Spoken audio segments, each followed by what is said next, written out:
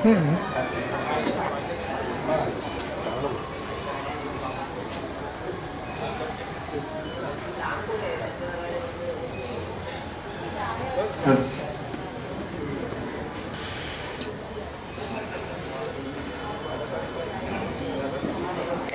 आत ये अजून बस.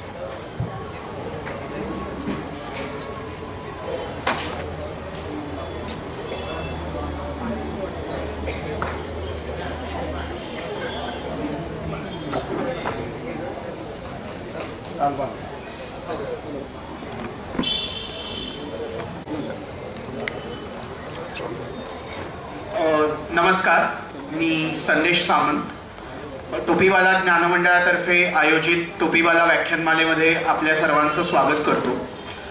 जसं आपल्याला माहिती आहे की व्याख्यानमालेचं हे 51वं वर्ष आहे आणि काल आपल्याकडे आधुनिक रामायण या विषयावर व्याख्यान झालं.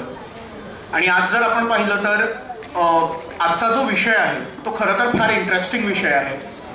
विषयाकडे येणारच आहे, पण त्याआधी आज 26 जानेवारी आणि भारताचा प्रजासत्ताक दिवस. तर प्रजासत्ताक दिनाच्या या संध्याकाळी मी आपल्या सर्वांना प्रजासत्ताक दिनाच्या खूप खूप शुभेच्छा देतो आणि भारतीय प्रजासत्ताक चिरायू हो अशी एक प्रार्थना करतो. आज आपण जेव्हा प्रजासत्ताक दिन साजरा करतोय किंवा आपण आज जेव्हा भारतीय प्रजासत्ताकाची 75वी साधारण साजरी करतोय आणि आपण संविधानाविषयी म्हणतो, त्यावेळेला आपण जेव्हा एखाद्या लोकशाही व्यवस्थेत राहतो, लोकशाही व्यवस्थेचा सगळ्यात महत्त्वाचा अर्थ किंवा लोकशाही व्यवस्थेचं सर्वात महत्त्वाचं अंग म्हणजे नागरिकांमध्ये असलेला वाद, संवाद आणि प्रतिवाद.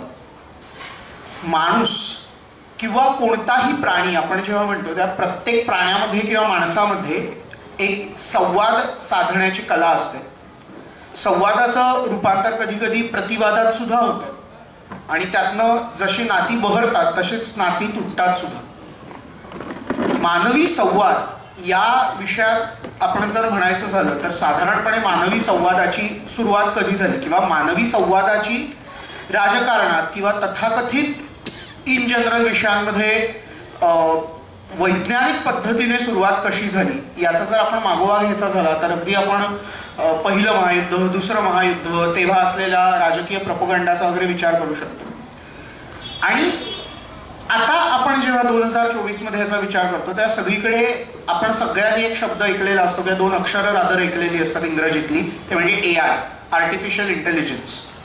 आता हा आर्टिफिशियल इंटेलिजन्स काय प्रकार आहे हे आपण आपल्यातल्या बहुतेकांनी 2021-22 मध्ये ऐकलं नव्हतं आणि सडनली 2023 मध्ये आपल्याला हा शब्द सगळीकडे ऐकायला मिळाला.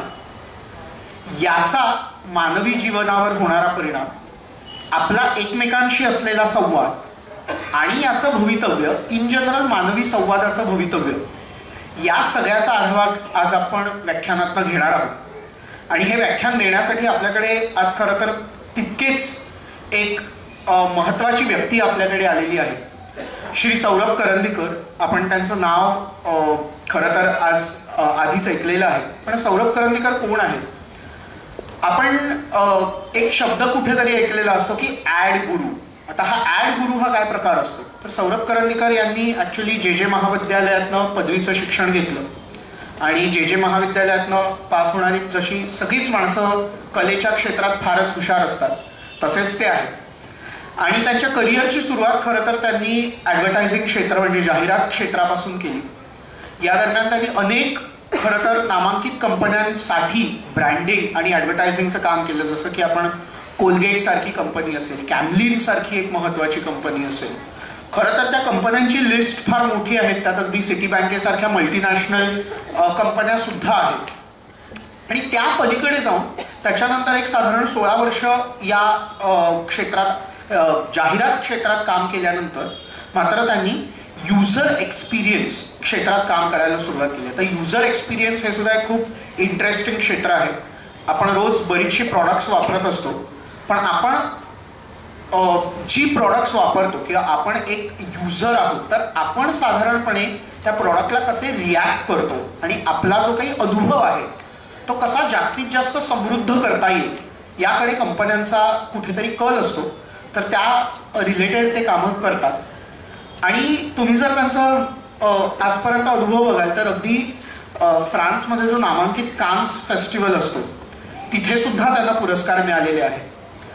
विविध पेपर्स असतील, लोकसत्ता असेल, महाराष्ट्र टाइम्स असेल, महानगर सारखं नियतकालिक असेल, अशा विविध वृत्तपत्र नियतकालिकांमध्ये सुद्धा ते स्तंभलेखन करतात. आणि खरं सांगायचं तर मराठी भाषेत अशा विषयांवर लिहिणारी माणसं आणि सामान्य लोकांना कळेल अशा भाषेत लिहिणारी माणसं खरं तर आपल्याकडे कमी आहेत. पण ही अत्यंत टेक्निकल भाषा सुद्धा लोकांना सोप्या भाषेत या कन्सेप्ट समजावून सांगणं, त्यांचं भविष्य उलगडून मांडणं, या सगळ्याचं काम ते करतात. आणि अजून एक इंटरेस्टिंग त्यांच्याबद्दल गोष्ट अशी आहे की आपल्या भारतात आणि महाराष्ट्रात जर आपण राजकीय पक्ष पाहिले तर राजकीय पक्षांचं इन जनरल जे डिझायनिंग सेन्स असतो, आपल्याला जेव्हा त्यांचे बॅनर्स वगैरे दिसतात ते आपल्याला वाटतं यार किती बटबटी त्या माणसांनी सगळं करून ठेवलेलं आहे. पण आपल्याला जर माहिती असेल की महाराष्ट्रात अनेक राजकीय पक्षांच्या बाबतीत फार अभिनव प्रयोग झाले आणि त्यातला एक अभिनव प्रयोग हा राज ठाकरेंच्या महाराष्ट्र नवनिर्माण सेनेने केला. आणि तो अभिनव प्रयोग काय होता तर त्यांनी एक विकासाची ब्लूप्रिंट, म्हणजे असं कधीच महाराष्ट्रात किंवा भारतात झालं नव्हतं, तर विकासाची ब्लूप्रिंट त्यांनी मांडली. आणि त्या ब्लूप्रिंटचं ॲक्च्युली वेबसाईट आणि इतर डिझाईन करण्यात सौरभ करंदीकरांचा फार मोठा वाटा आहे. इतकंच नव्हे तर एखाद्या पक्षासाठी किंवा एखाद्या पक्षाचा लोगो डिझाईन करणं, त्यांचा झेंडा डिझाईन करणं किंवा त्या पक्षाचा एक स्वतःचा फॉन्ट डिझाईन करणं असं आपल्याकडे फारसं कधी होत नसतं.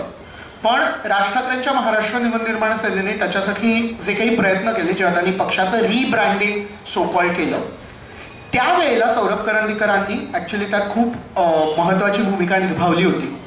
आणि आपले FMCG प्रॉडक्ट्स असतील किंवा राजकीय पक्ष असतील, असा एक प्रचंड प्रगल्भ अनुभव पाठीशी असलेले सौरभ करंदीकर आज आपल्याकडे आलेले आहेत. आणि मानवी संवादाचं भवितव्य या विषयावर ते आपल्याकडे एक ऑडिओ व्हिज्युअल प्रेझेंटेशन सुद्धा करणार आहेत.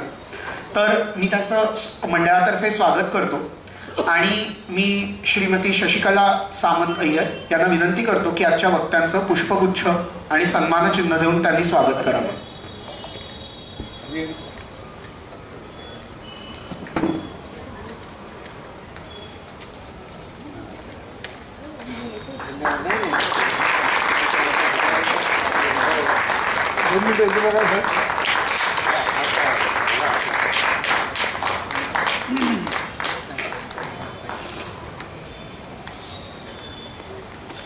धन्यवाद मॅडम. यापुढे एकही मिनिट वाया न घालवता मी श्री सौरभ करंदीकर यांना विनंती करतो की त्यांनी व्यासपीठाचा ताबा घ्यावा आणि आपल्या व्याख्यानाला सुरुवात करावी. धन्यवाद.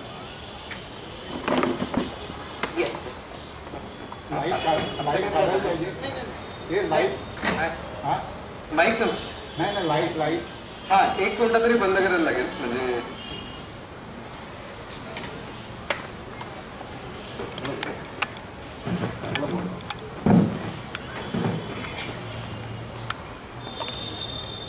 पुढं गेलं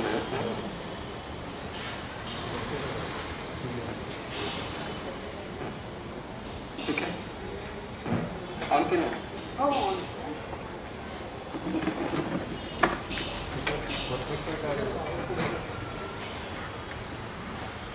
नमस्कार.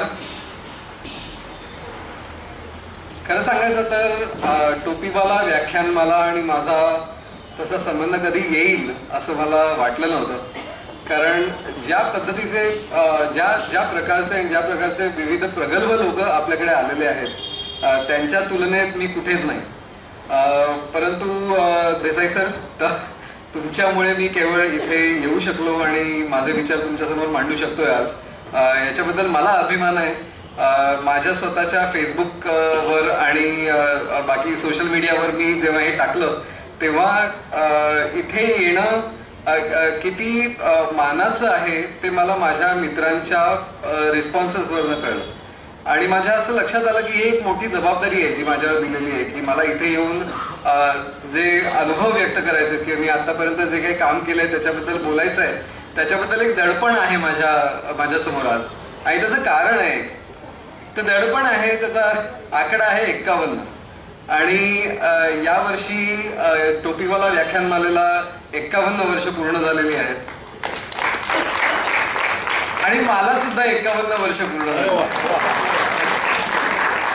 म्हणजे माझा जन्म आणि या व्याख्यानमालेचा जन्म एकाच वर्षी झालेला असल्यामुळे मला वाटतं मी जर असं म्हटलं की या व्याख्यानमालेत बोलण्यासाठी मी अख्खं आयुष्य काढलंय तर ते काही चुकीचं ठरू नये. माझा जन्म पण एका चाळीतला आहे. अहमद सेलर बिल्डिंग, नायगाव दादर इथली जी आहे 7 नंबरमध्ये मी राहायला होतो. वयाची 33 वर्ष मी तिथे काढलेली आहेत. त्याच्यामुळे दार उघडलं की समोर फेसबुक असायचं, दार उघडलं की सोशल मीडिया. आणि माझी एकदा मुलगी मध्ये, माझी आता आई तिथे राहत होती आणि माझी मुलगी तिथे गेली आणि मला सांगायला लागली की बाबा आजीचं घर खूप मोठं आहे. मी म्हटलं हो का, पण 2च खोल्या आहेत त्या. ते म्हणत नाही 2 कुठे, 14 खोल्या आहेत तुमच्याकडे. मग माझ्या लक्षात आलं की तिला असं वाटलं की दरवाजा उघडला म्हणजे हे सगळं घर आपलंच आहे. म्हणजे वसुदैव कुटुंबकम वगैरे काही सांगायची आपल्याला गरज नाही. आपल्याला माहिती आहे की आपले दरवाजे सतत उघडे असतात. आता जिथे मी राहतो तिथे आमच्या घराचे दरवाजे, आमचं घर संपलं की बंद होतात. त्याच्यामुळे लोकांची अशी धारणा झाली की ही लिमिट आहे, याच्या पलीकडे आपलं घर नाही आहे. पण ते तसं चाळीत नसतं. आणि याचा अनुभव मी माझ्या लहानपणात एवढा घेतलाय की त्याच्यामुळे मी प्रभावित होऊन माझ्या बरोबर काम करणारे जे आहेत, ऍडव्हर्टायझिंग एजन्सीमध्ये काम करायचे पूर्वी 16 वर्ष मी ऍडव्हर्टायझिंग एजन्सीमध्ये काढली. गेली 13-14 वर्ष मी युजर एक्सपिरियन्समध्ये काम करतोय.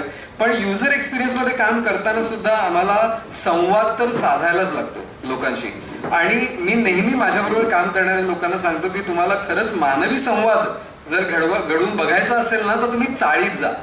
तुम्ही तुमच्या ब्लॉकमध्ये बसू नका, तुम्ही चाळीत जा, लोकांशी बोला, तेव्हाच तुम्हाला कळेल की संवादाचं महत्व काय आहे. आणि आज तुम्ही मला इथे बोलवलंय संवादाबद्दलच बोलायला. त्याच्यावर अजून एक छोटीशी गोष्ट सांगतो. मी 4वी-5वी असताना काही कारणाने माझ्या बाबांना बरं नव्हतं आणि 1 वर्ष आमच्याकडे काही म्हणजे बाबा जात नव्हते कामाला. आणि आमच्यावर थोडीशी अशी जबाबदारी आली होती की काहीतरी छोटे छोटे उद्योग करा. तर आई आणि मी मिळून आम्ही बरंच काय काय करायचं. त्यातलं एक असं होतं की आम्ही उदबत्त्या वगैरे आणून त्याचे छोटी पॅकेट्स करून आम्ही विकायचो.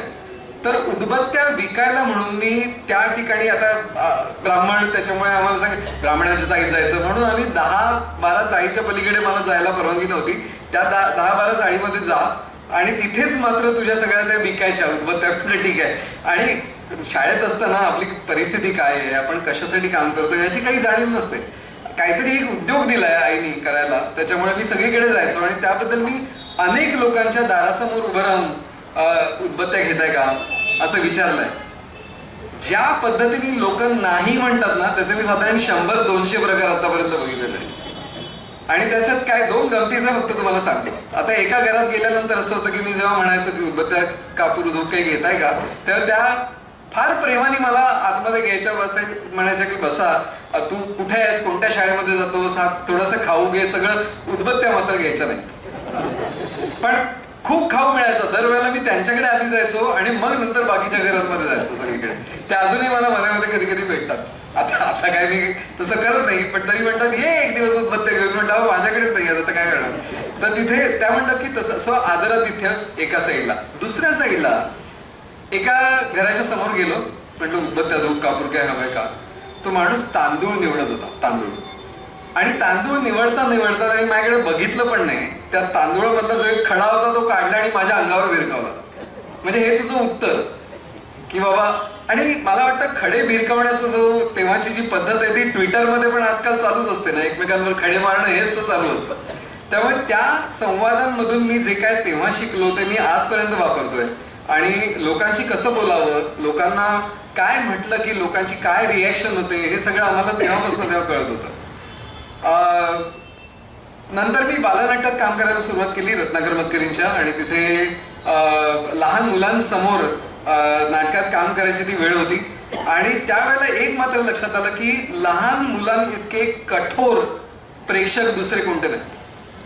आज माझी काही इथे चूक झाली, मी बोलताना काहीतरी चुकीचं बोललो किंवा थोडंसं इंग्लिश वापरलं किंवा थोडं हिंदी वापरलं किंवा असं काही केलं, तुम्ही मला मोठ्या मनाने माफ करणार आहात. पण लहान मुलं जेव्हा तुमचं ऐकतात आणि तुमचं समजा एखादं वाक्य चुकतं किंवा नाटकातला एखादा प्रवेश चुकतो किंवा हातातनं काहीतरी पडतं, लहान मुलं उभं राहून सांगतात, आई हा चुकला, ह्याला येत नाहीये. तेव्हा आम्हाला ते जे ती धाक होता एका पद्धतीचा की लहान मुलांसमोर जर बोलायचं असेल तर तुम्हाला इतकी तयारी पाहिजे की एक छोटीशी गोष्ट पण तुमच्या हातून चुकून चालणार नाही. गमत म्हणजे नंतर मी ऍडव्हर्टायझिंग मध्ये काम करायला लागलो, जे स्कूल ऑफ आर्टला, जे इन्स्टिट्यूट ऑफ अप्लाइड आर्टला गेलो, नंतर जाहिरात क्षेत्रात आलो, तेव्हा रत्नाकर मतकरी आणि माझी अनेकदा या गोष्टीबद्दल चर्चा व्हायची की ते ऐकायचे की तुमचं एअरटेलचं कॅम्पेन चाललंय, एखादं 20 सेकंदाची ऍड, 30 सेकंदाची ऍड, 10 सेकंदाची ऍड, अशा सगळ्या आम्हाला करायला लागायच्या. आणि ते करताना ते विचारायचे, बाबा तुमचं बजेट काय होतं, किती दिवस शूट केलं, काय करता. आणि तेव्हा ते असं म्हणायचं की अरे बाबांनो, तुम्ही 60 सेकंदाची जी 1 मिनिटाची जी ऍड करताय त्याच्यामध्ये आमचे 2 मराठी चित्रपट होतील, एवढा पैसा कशाला घालताय त्याच्यामध्ये. तर म्हटलं की एवढा पैसा अशासाठी घालतोय की ही जाहिरात एकदाच नाही तर 1000 वेळा लोकांच्या समोर जाणार आणि त्यातली एक छोटीशी गोष्ट जरी चुकलेली असेल तरी तीच लोकांना दिसत राहणार. त्यामुळे त्याच्यावर तेवढा पैसा खर्च करायला लागतो त्या जाहिरातींवर, असं लक्षात आलं. सो एअरटेल मुंबईमध्ये जे लॉन्च केलं ते माझ्या कॅम्पेननी केलं, ते मला करायची संधी मिळाली त्या काळामध्ये. आणि मी गेल्या म्हणजे 16 वर्ष जे ऍडव्हर्टायझिंग मध्ये होतो आणि गेली 13 वर्ष त्याच्यामध्ये या सगळ्या कंपन्यांसाठी मी यानं त्या पद्धतीने कामं केलेली आहेत. सध्या मी युजर एक्सपिरियन्स मध्ये काम करतोय, म्हणजे मोबाईल ऍप्स डिझाईन करतोय, डेस्कटॉप ऍप्लिकेशन डिझाईन करतोय. मुंबई मांडवा जी वॉटर टॅक्सी सर्व्हिस आहे त्याच्या बुकिंगचा ऍप मी केलाय. ऍग्रिकल्चरल इन्फॉर्मेशन सिस्टीम म्हणून एक प्रकार असतो, म्हणजे जसं ब्लूमबर्ग तुम्हाला फायनान्शियल इन्फॉर्मेशन दाखवतो की पैशाचं काय, स्टॉक मार्केट काय करत आहे, त्याच पद्धतीने हमिंगबर्ड नावाचा हा एक डॅशबोर्ड आहे की ज्याच्यामध्ये कृषी क्षेत्रामध्ये भारतात काय काय चाललेलं आहे ते सगळं दिसतं. तर हे मी डिझाईन केलंय. हे करायला 4 वर्ष लागली, त्यामुळे या पद्धतीची गोष्टी पटकन होत नसतात. पेशन्स बराच दाखवायला लागतो आणि बऱ्याच लोकांशी बोलायला लागतं, त्यांना काय हवंय हे जाणून घ्यायला लागतं आणि त्याच्यानंतर त्यांच्याशी संवाद साधून मग डिझाईन करायला लागतं. तर सध्या मी हे करतोय. पण या सगळ्यामध्ये म्हणजे जे स्कूल ऑफ आर्ट मध्ये असताना किंवा जे इन्स्टिट्यूट ऑफ अप्लाइड आर्ट मध्ये असताना जे एक मला मनावर ठसवलं गेलं ते म्हणजे a picture is worth 1000 words. म्हणजे एका चित्रामध्ये 1000 शब्द एकत्र करायची ताकद असते. म्हणून मी काय केलंय, आज मी काही उदाहरणं तुमच्यासमोर आणलेली आहेत की जी एकच चित्र आहे पण त्याच्यामध्ये 1000 शब्दांची ताकद आहे. त्यातलं एक ऍड तुम्हाला जी दाखवणार आहे ती आहे वोल्वो कार्सची. ही इंटरनॅशनल ऍड आहे आणि वोल्वो कार्सचं समजा काही वैशिष्ट्य सांगितलं जात असेल तर ते असं असतं की वोल्वो हे सर्वात सेफ कार समजली जाते. म्हणजे त्याच्यामध्ये सेफ्टी फीचर्स जी आहेत ती सर्वात जास्त आहेत असं समजलं जातं. पण याच गोष्टीचं माझ्या मनावर कोरेल अशी एक ऍड जर करायची असेल तर ती कशी केली जाईल, अशी सेफ्टी पिन आणि सेफ्टी हा शब्द मात्र आपल्या डोक्यामध्ये राहतो. तर सेफ्टी पिन आणि त्याला फक्त एका गाडीचा आकार दिलेला आहे. इतक्या सोप्या प्रकारामध्ये त्यांनी त्याची ऍड केलेली आहे. ओसामा बिन लादेन जिवंत आहे, मेलेला आहे, याबद्दल काही वर्षांपूर्वी जो काय एकंदर किंतु होता आणि त्यालाच हे अक्षर स्वरूपात त्यांनी या जाहिरातीने त्याला एका प्रकारचा एक रंग दिलेला आहे, अक्षर रूपी. तुमची कार अशी असायला पाहिजे की सगळ्यांना त्याचा हेवा वाटेल, सगळे मत्सर करतील तुमचा, कारण तुमच्याकडे ही कार आहे. हे जर मला सांगायचं असेल तर कसं सांगता येईल, याचं एक खूप छान उदाहरण आहे. गाडी तर तिथेच आहे पण समोरचा जो रस्ता आहे त्याच्यावर सगळेजण तिथे ब्रेक लावून थांबलेत आणि मग पुढे गेलेले आहेत. तर त्यांच्या टायर्सचे ते सगळे मार्क आहेत. म्हणजे तुमची गाडी अशी पाहिजे की लोकांनी थांबावं, तुमच्याकडे बघावं आणि मगच पुढे जावं. तर ते जे टायरचे मार्क्स आहेत ना, ती ऍडव्हर्टायझिंग क्रिएटिव्हिटी आहे. इथे कल्पनेची शक्ती ती आहे.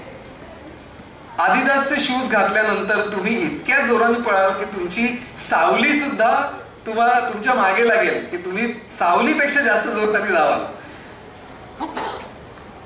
किंवा एखादं बॉलपेन आहे, आता काय बोलू शकतो, बॉलपेन मला समजा कोणी दिलं विकायला आणि अशा गोष्टी जे मध्ये आमच्याकडनं करून घेतल्या जायच्या. कंदील विकायला दिले जायचे, छोटं पेन विकायला दिलं जायचं की तुम्ही त्याची ऍड कशी कराल. एखादं नुसतं पेन आहे, मला काय सांगता येईल एखाद्या पेन बद्दल की बाबा हे गळत नाही, एक दुसरं अनंत काळपर्यंत चालू राहतं. तर हे इन्फिनिटी साईन आहे, अनंत काळची द्योतक असलेली ती इन्फिनिटी साईन आहे ती तुमच्या पेनाने झालेली आहे असं त्यांनी केलं. तर मानवी संवादाचा जो इतिहास आपण बघणार आहोत तो आपण असं म्हटलं होतं की पहिलं वर्ल्ड वॉर, दुसरं वर्ल्ड वॉर असं म्हणाला, पण ऍक्च्युली त्याच्याही मागे जाऊन जर बघितलं तर समजा आपले जे पूर्वज होते ते राहायचे साध्या आपल्या गुहेमध्ये आणि एखाद्या मोठ्या प्राण्याला मारलं किंवा आपल्या शत्रूवर जर विजय मिळवला तर पहिली गोष्ट ते काय करायचं तर वॉलवर पोस्ट करायचं. म्हणजे आता जे फेसबुकवर लोक करतात तेच तेव्हा पण लोक करायचे, फक्त त्यांच्यासमोर खरंच वॉल होती आणि त्याच्यावर ते वॉल पेंटिंग्स करायचे. इथून त्या आयडिओग्रॅम्सचा जन्म झाला. आयडिओग्रॅम्स म्हणजे काय तर एखादी आकृती जी तुम्हाला त्या आकृतीपेक्षा जास्त काहीतरी सांगून जाते. म्हणजे समजा एखादा माणूस जर मला काढायचा असेल तर अगदी लहानातल्या लहान मुलाला जरी सांगितलं की माणूस काढ रे बाबा तर तो अशी एक छोटीशी आकृती काढेल. तर त्या आकृतीला जर समजा एक बो अँड ॲरो म्हणजे एक धनुष्यबाण दिलं तर तो आपला वैरी होतो आणि त्याला समजा एखादा हात दिला तर तो माणूस आपला मित्र होतो. आणि या पद्धतीची भाषा त्या वेळेला डेव्हलप होत होती आणि लोकांना वेगवेगळी चित्र वेगवेगळ्या गोष्टी सांगत होती. कालांतराने हे जी चित्र होती त्याला चित्रलिपीचं स्वरूप आलं. इजिप्शियन हेरोग्लिफ्स मध्ये तुम्ही बघितलं तर चित्र आहेत ती, पण तुम्ही चित्र किती काढाल? तुमच्या भाषेचा जी व्याप्ती आहे भाषेची ती होण्यासाठी काही चित्र फक्त नाही पुरेशी पडणार. आता समजा आपण चीन मधल्या काही लिप्या बघितल्या समजा तर त्याच्यामध्ये सुद्धा 300-400 चित्र असतात. आता एवढी कोणाच्या लक्षात राहणार आहेत? शेवटी आपण इकडेच येतो. बाराखडी A to Z याच्यामध्ये आपली सगळी भाषा गुंतलेली आहे, कारण प्रत्येक चित्राला ही चित्रच आहेत. त्या प्रत्येक चित्राला आपला स्वतःचा असा एक स्वर आहे आणि त्या स्वरांना चित्र दिलेली आहे. 3000 वर्ष इसवी सन पूर्वीपासनं आपल्याला दिसतात की अक्षरलिपी कशी बदलत गेली. नॉर्थ सेमिटिक अल्फाबेट हे पहिलं होतं अल्फाबेट की ज्याच्यामध्ये उच्चारांना एक एक चिन्ह दिलं गेलं किंवा चित्र दिलं गेलं. डॉक्टर अशोक रानडे एकदा एक गोष्ट सांगायचे की अक्षरांचा जन्म कसा झाला. तर गमतीची गोष्ट होती. तर तेव्हा ते असं म्हणायचं की मनुष्य पृथ्वी तलावर आला आणि इथे जीवन जगायला लागला आणि नंतर तो एखाद्या राजकारणी माणसाप्रमाणे बोलायला लागला की बाबा हे मी आज बोललोच नव्हतो, ते मी आज बोललोच नव्हतो, मी आधी बोललोय ते काहीतरी वेगळंच होतं, आता बोलतोय ते काहीतरी वेगळंच आहे. तर हे सगळं होऊ नये म्हणून शेवटी देव म्हणाले की बाबांनो असं करू नका, तुम्हाला मी एक वस्तू देतो की ज्याच्यामुळे तुम्ही जे बोलाल ते तिथे लिहून ठेवा. अक्षर म्हणजे ज्याचा अंत होणार नाही अशी काहीतरी वस्तू मी तुम्हाला देतोय ज्याचं नाव आहे अक्षर. त्या अक्षरांमध्ये तुम्हाला जे वाटतं ते लिहून ठेवा एकदा बाबा आणि मग नंतर म्हणू नका की आम्ही असं म्हणालो नव्हतो. अशी त्यांनी गमतीची गोष्ट एक सांगितली. आपण जर बघितलं तर विविध देशांमध्ये विविध भाषा वेगवेगळ्या प्रकारचा आकार घेत होत्या आणि अक्षरलिपी तयार होत होती. रोमन एम्पायर मध्ये असं म्हणतात की ऑल कॅपिटल्स, आता कॅपिटल लेटर्स असतात, स्मॉल लेटर्स असतात. तर रोमन साम्राज्यामध्ये असं होतं की समजा तुम्ही कोणीतरी राजघराण्यातले व्यक्ती असाल किंवा कोणीतरी महत्वाच्या व्यक्ती असाल किंवा सरकार दरबारी कोणीतरी महत्वाच्या व्यक्ती असाल तर तुमचं सगळं जे लेखन होतं ते सगळं कॅपिटल लेटर्स मध्ये करायचं. आणि जर तुम्ही सामान्य व्यक्ती असाल तर तुम्ही कॅपिटल लेटर्स वापरायची नाहीत, तुम्ही छोटी लेटर्स वापरायची. इथूनच ती सुरुवात झाली की बाबा तुम्ही काय लिहिता याच्यावर लोकांना कळायला पाहिजे की तुम्ही कोण आहात. साधारण 1447-1440च्या आसपास पहिलं पुस्तक छापलं गेलं. मेन्स बायबल असं त्याला म्हणतात, बायबल ऑफ 42 लाईन्स. म्हणजे अख्खं बायबल 42 लाईन्स मध्ये नव्हतं पण एका पेज मध्ये 42 लाईन्स मध्ये ते सगळे श्लोक लिहिलेले होते. आणि त्याच्यानंतर मात्र ज्ञान खऱ्या दृष्टीने सगळीकडे जायला लागलं आणि आतापर्यंत आपण बघत आलो की अशा सगळ्या गोष्टी फायनली ज्या डिजिटल स्वरूपात आलेल्या आहेत. आज सगळं ज्ञान डिजिटल झालेलं आहे आणि याच्याबद्दल आपण जाणूनच घेणार आहोत. कारण तंत्रज्ञान आलं आणि त्याच्यामुळे जर समजा एखादं पुस्तक 10 लोकांपर्यंत जात असेल तर त्याची PDF हजारो लाखो लोकांपर्यंत जाते हे तर आपल्याला माहितीच आहे. तंत्रज्ञानाचा उपयोग करून आपल्या मनातल्या ज्या इच्छा, आकांक्षा, भावना, गोष्टी, चातुर्य कथा या सगळ्या गोष्टी लोकांपर्यंत पोहोचवायच्या असतील तर तंत्रज्ञानाचा आधार हा आपल्याला घ्यायलाच लागतो आजच्या काळामध्ये. पण खरं सांगायचं तर अशा ठिकाणी तरी आपण थांबलोय का? आपण या भाषेत तरी आजकाल बोलतोय का? तुम्ही जेव्हा SMS पाठवता तेव्हा शेवटी तुम्ही चित्रलिपीच वापरताय. म्हणजे आपण जिथून सुरुवात केली, ज्या गुहेतल्या माणसांनी गुहेच्या भिंतीवर जी लिहिलेली अक्षरं होती त्याच्यापासून आपण परत तिकडेच चाललेलो आहोत. म्हणजे एकदा कधीतरी असं वाटतं की बघितल्यानंतर ती जी फेसबुकमध्ये आता तुम्ही बघा एखादी पोस्ट असते आणि तुम्हाला त्याला रिस्पॉन्ड करायचं असतं. त्या रिस्पॉन्ड करायला काय काय असतं? एक थम्सअप असतो, एक स्माइली असतो, एक अश्रू ढाळणारा स्माइली असतो, एक चिडलेला स्माइली असतो, एक अत्यंत एक छोटासा हार्ट पण असतं. अशा सगळे प्रकार असतात त्याच्यामध्ये. पण मला असं वाटतं की कधी कधी हे संवाद तोकडे पडतात. कारण माझ्या अनेक मित्रांना मला असं सांगावं वाटतं की तुला काही जास्त वेळ आहे म्हणून तू लिहितोस काय का? आता मग काय असं म्हणतोस मग मी काय नाचू का? तर मग मी स्वतःहून थोड्याशा इमोजीज तयार केल्यात आणि माझ्या मित्रांमध्ये वाटल्यात. मी त्यांना म्हटलं की असे इमोजीज पाहिजे की बाबा काय सांगतोस, मला अजिबात इंटरेस्ट नाही तू काय बोलतोस त्याच्यामध्ये. कारण असं अनेकदा होतं, तुम्हीच बघा त्या ज्या सगळ्या खालच्या इमोजीज आहेत त्या पुरेशा नसतात. तुम्हाला काहीतरी दुसरं व्यक्त करायचं असतं पण तेवढा वेळ नसतो तुमच्याकडे. मला वाटतं या इमोजीमध्ये पुढच्या काही काळामध्ये अजूनही भर पडेल. आणि आता जर समजा 5-6 इमोजीज अवेलेबल असतील फेसबुकवर तर उद्या 50 एक असतील नक्की. जेव्हा ऍडव्हर्टायझिंगचं शिक्षण घेत होतो तेव्हा एक खूप इंटरेस्टिंग गोष्ट मला सांगितली गेली. एका स्टॅटिस्टिक्सच्या पुस्तकामध्ये होती की आज एका दिवसामध्ये एका माणसाच्या मेंदूवर किती आघात होत असतात. उठल्यापासून झोपेपर्यंत. आता आपण समजा ऑफिसला गेलो तर बसमध्ये असू, टॅक्सीमध्ये असू किंवा ट्रेनमध्ये असू, आपल्या समोरून अनेक गोष्टी अशा धावत असतात आणि त्या प्रत्येकाचं इम्प्रेशन, प्रत्येकाचं एक फुटप्रिंट आपल्या मनावर कुठेतरी एक आघात करत असतं. तर तो आकडा आहे 50,000. एका दिवसामध्ये आपल्या डोळ्याच्या समोर 50,000 गोष्टी येतात.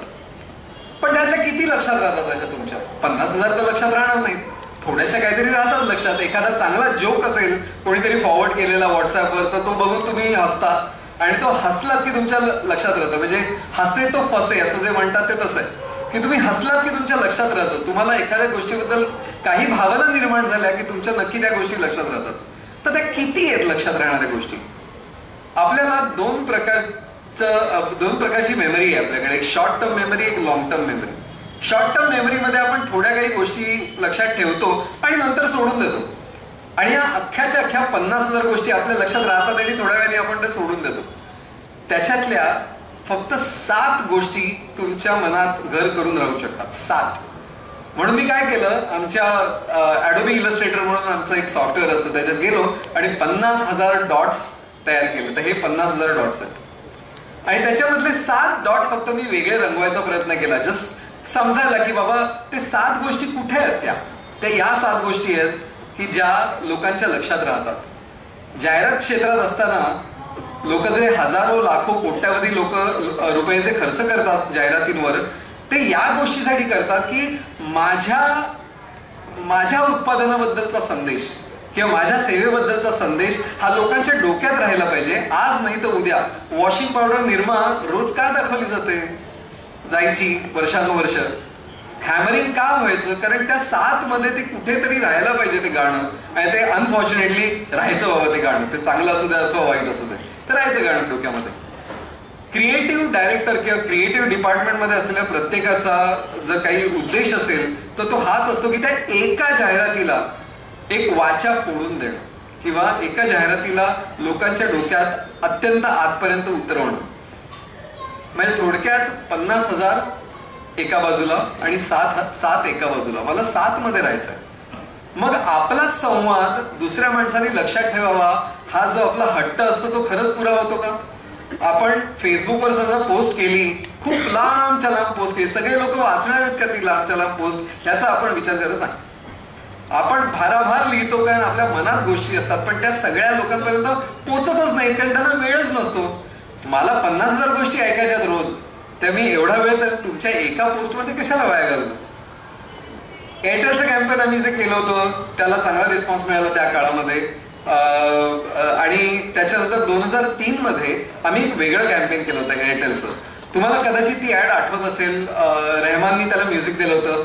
सचिन तेंडुलकर आउट होतो आणि लता मंगेशकर गातायत आणि असं बऱ्याच त्याच्यामध्ये छोटे छोटे ब्लॅक अँड व्हाईट क्लिप्स होत्या आणि त्या क्लिप्सच्या शेवटी एकच वाक्य यायचं, एक्सप्रेस युअरसेल्फ, व्यक्त व्हा.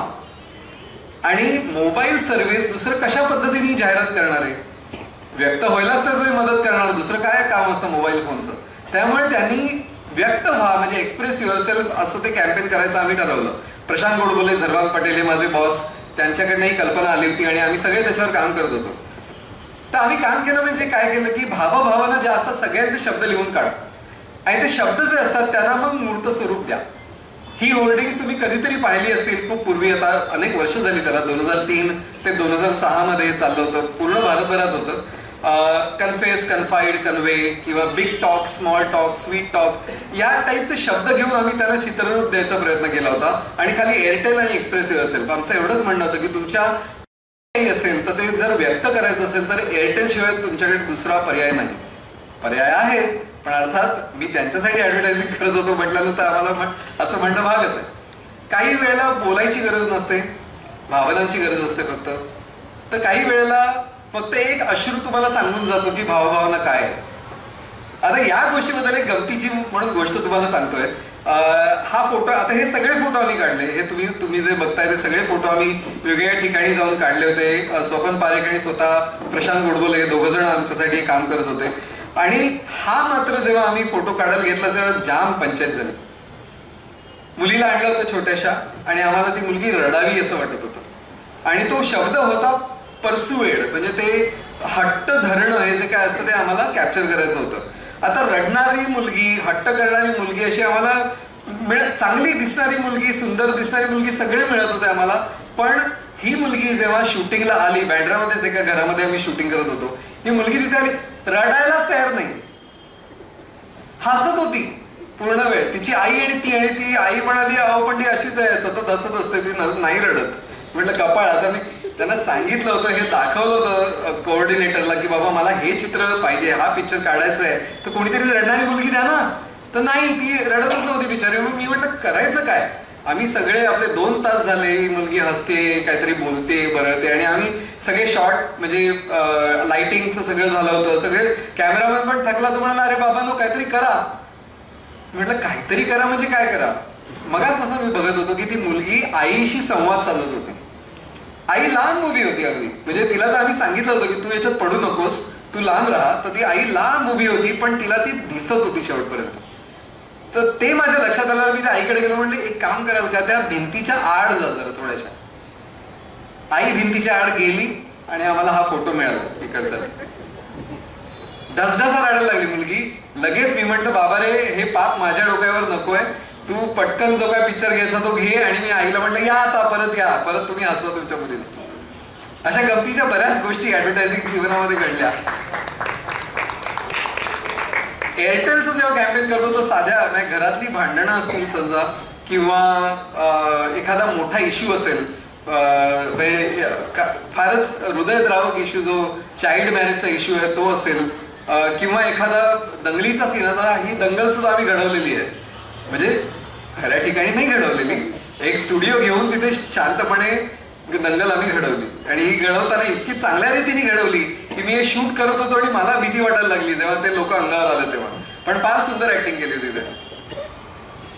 तर ऍडव्हर्टायझिंग मध्ये एवढा पैसा खर्च का करतात, तर त्याला एक त्याचं शास्त्र आहे ते मी तुम्हाला सांगणार आहे. म्हणजे थोडक्यात आज मी ऍडव्हर्टायझिंग जाहिरात विश्वामधले थोडेसे सिक्रेट्स तुम्हाला सांगणार आहे. तर हे ते सिक्रेट्स आहेत. रूल आहे, रूल तो असा आहे की तुम्ही जितक्या लोकांना सांगता तितक्या लोकांवर त्या ऍडचा परिणाम होईल असं धरू नका. कारण ऍडव्हर्टायझिंगचा किंवा जाहिरातीचा जो परिणाम तुमच्यावर होतो तो काही स्टेप्स मध्ये होतो. त्याची पहिली स्टेप्स आहे अटेन्शन.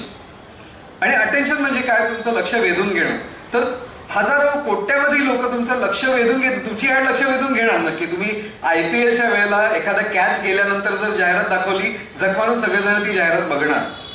पण त्याच्यातले फारच थोडे लोक त्याच्यामध्ये इंटरेस्टेड असतात. खरंच त्यांना वाटतं की अच्छा ही ऍड पुढे बघूया. आता युट्यूबमध्ये जेव्हा तुम्ही ऍड बघता पहिल्या 5 सेकंदात तुम्ही ती स्किप करता. जर तुम्हाला ती ऍड आवडली नाही तर स्किप करता, त्या ऍडमध्ये काही इंटरेस्टिंग नसेल तर स्किप करता. तर ती स्किप करायच्या कोण करत नाही स्किप, त्यातले काही लोक स्किप करत नाहीत कारण त्यांना इंटरेस्ट वाटतो त्याच्यामध्ये, काहीतरी फार इंटरेस्टिंग आहे, मला पाहिजे ती गोष्ट आहे असं म्हटल्यानंतर माणूस पुढे बघतो. पण त्यातले सुद्धा काही लोक त्यांच्या मनामध्ये एक इच्छा तयार होते की जे ऍडव्हर्टायझिंग मध्ये दाखवतात, जे उत्पादन दाखवतात, जी सेवा दाखवतात ती मला हवी आहे, मला ती गाडी हवी आहे, मला ते कपडे हवेत, मला ते सेंट हवाय, मला तो शॅम्पू हवाय. पण हवाय म्हटल्यानंतर ते घेतात का? नाही. त्याच्यानंतर एक पायरी आहे की ते हवं आहे असं ज्यांच्या हृदयात इच्छा तयार होते त्याच्यामधले सुद्धा काही कमी लोक असं म्हणतात की मला खात्री वाटते की हेच प्रॉडक्ट घ्यायला पाहिजे. मी आता एक गंमत म्हणून सांगतो, स्टार युनियन दायची म्हणून एक इन्शुरन्स कंपनी, अनेक इन्शुरन्स कंपन्या आहेत, त्यांची ऍड करत होतो. मला तिकडचे क्लायंट म्हणाले की एक काम करा, 30 सेकंदाच्या सुरुवातीपासून शेवटपर्यंत आमचा खाली लोगो पाहिजे. म्हटलं अरे असं थोडंच असतं, पूर्ण ऍड होतो आणि शेवटी लोगो दिसतो, असा गाण्याला दिसत होते. ते म्हणाले अहो नाही हो, आमच्या इथे प्रॉब्लेम आहे.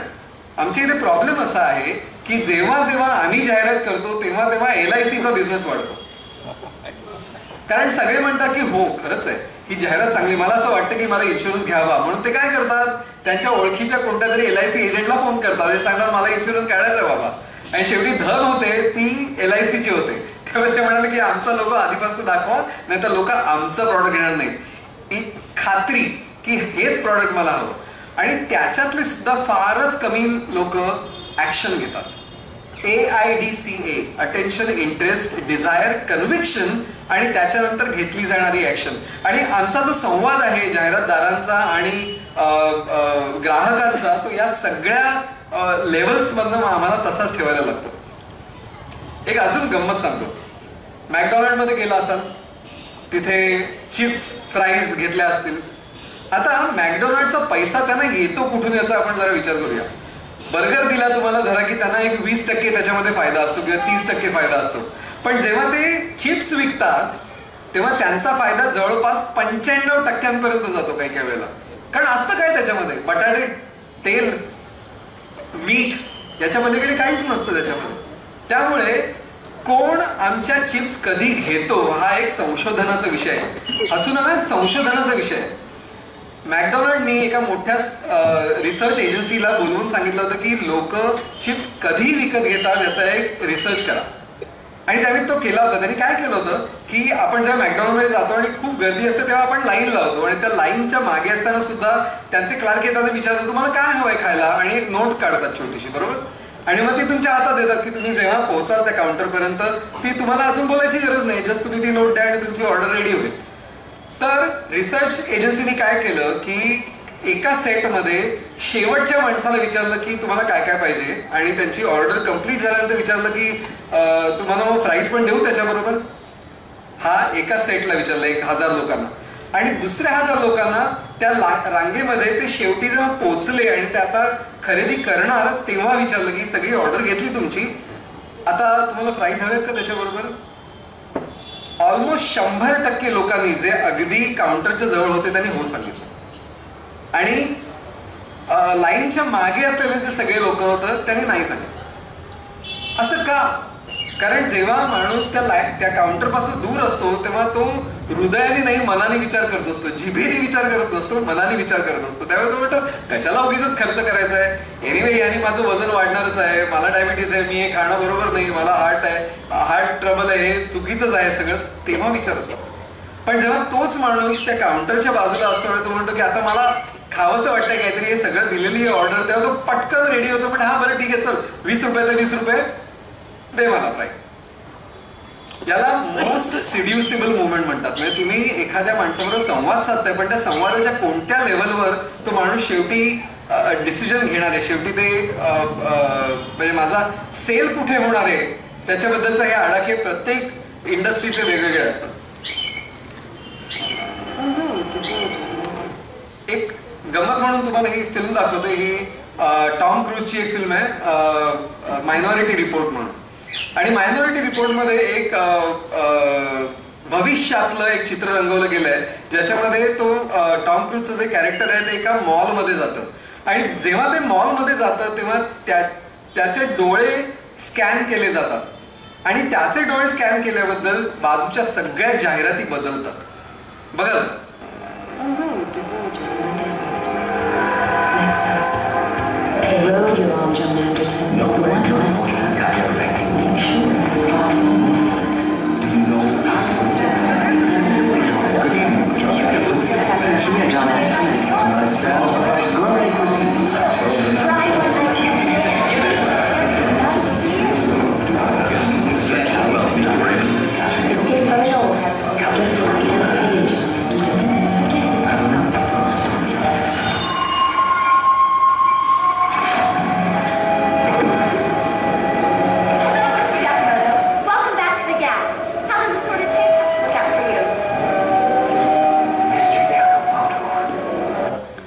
क्रोमामध्ये गेल्यानंतर एक झुंड येते लोकांची, माहिती तुमच्या त्याच्यात तुम्हाला काय पाहिजे.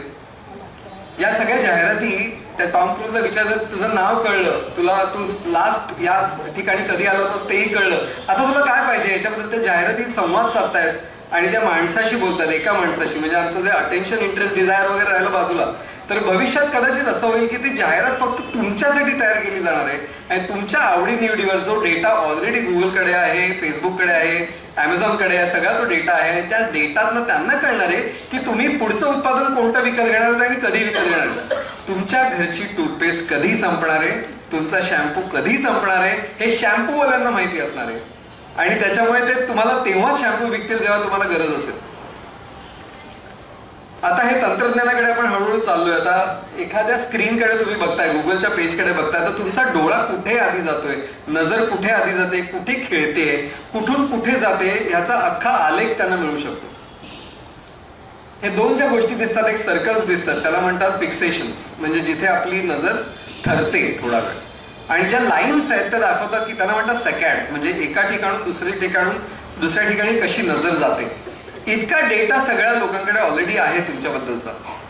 तुम्ही मोबाईल फोन कसे धरता, जगातले किती लोक कोणत्या पद्धतीने मोबाईल फोन धरतात ह्याचाही अभ्यास झालेला आहे. मोबाईल फोन धरल्यानंतर कुठल्या ठिकाणी बटन दिलं तर तुम्ही पटकन दाबाल आणि कुठल्या ठिकाणी दिलं तर दाबणार नाही याचंही संशोधन झालंय.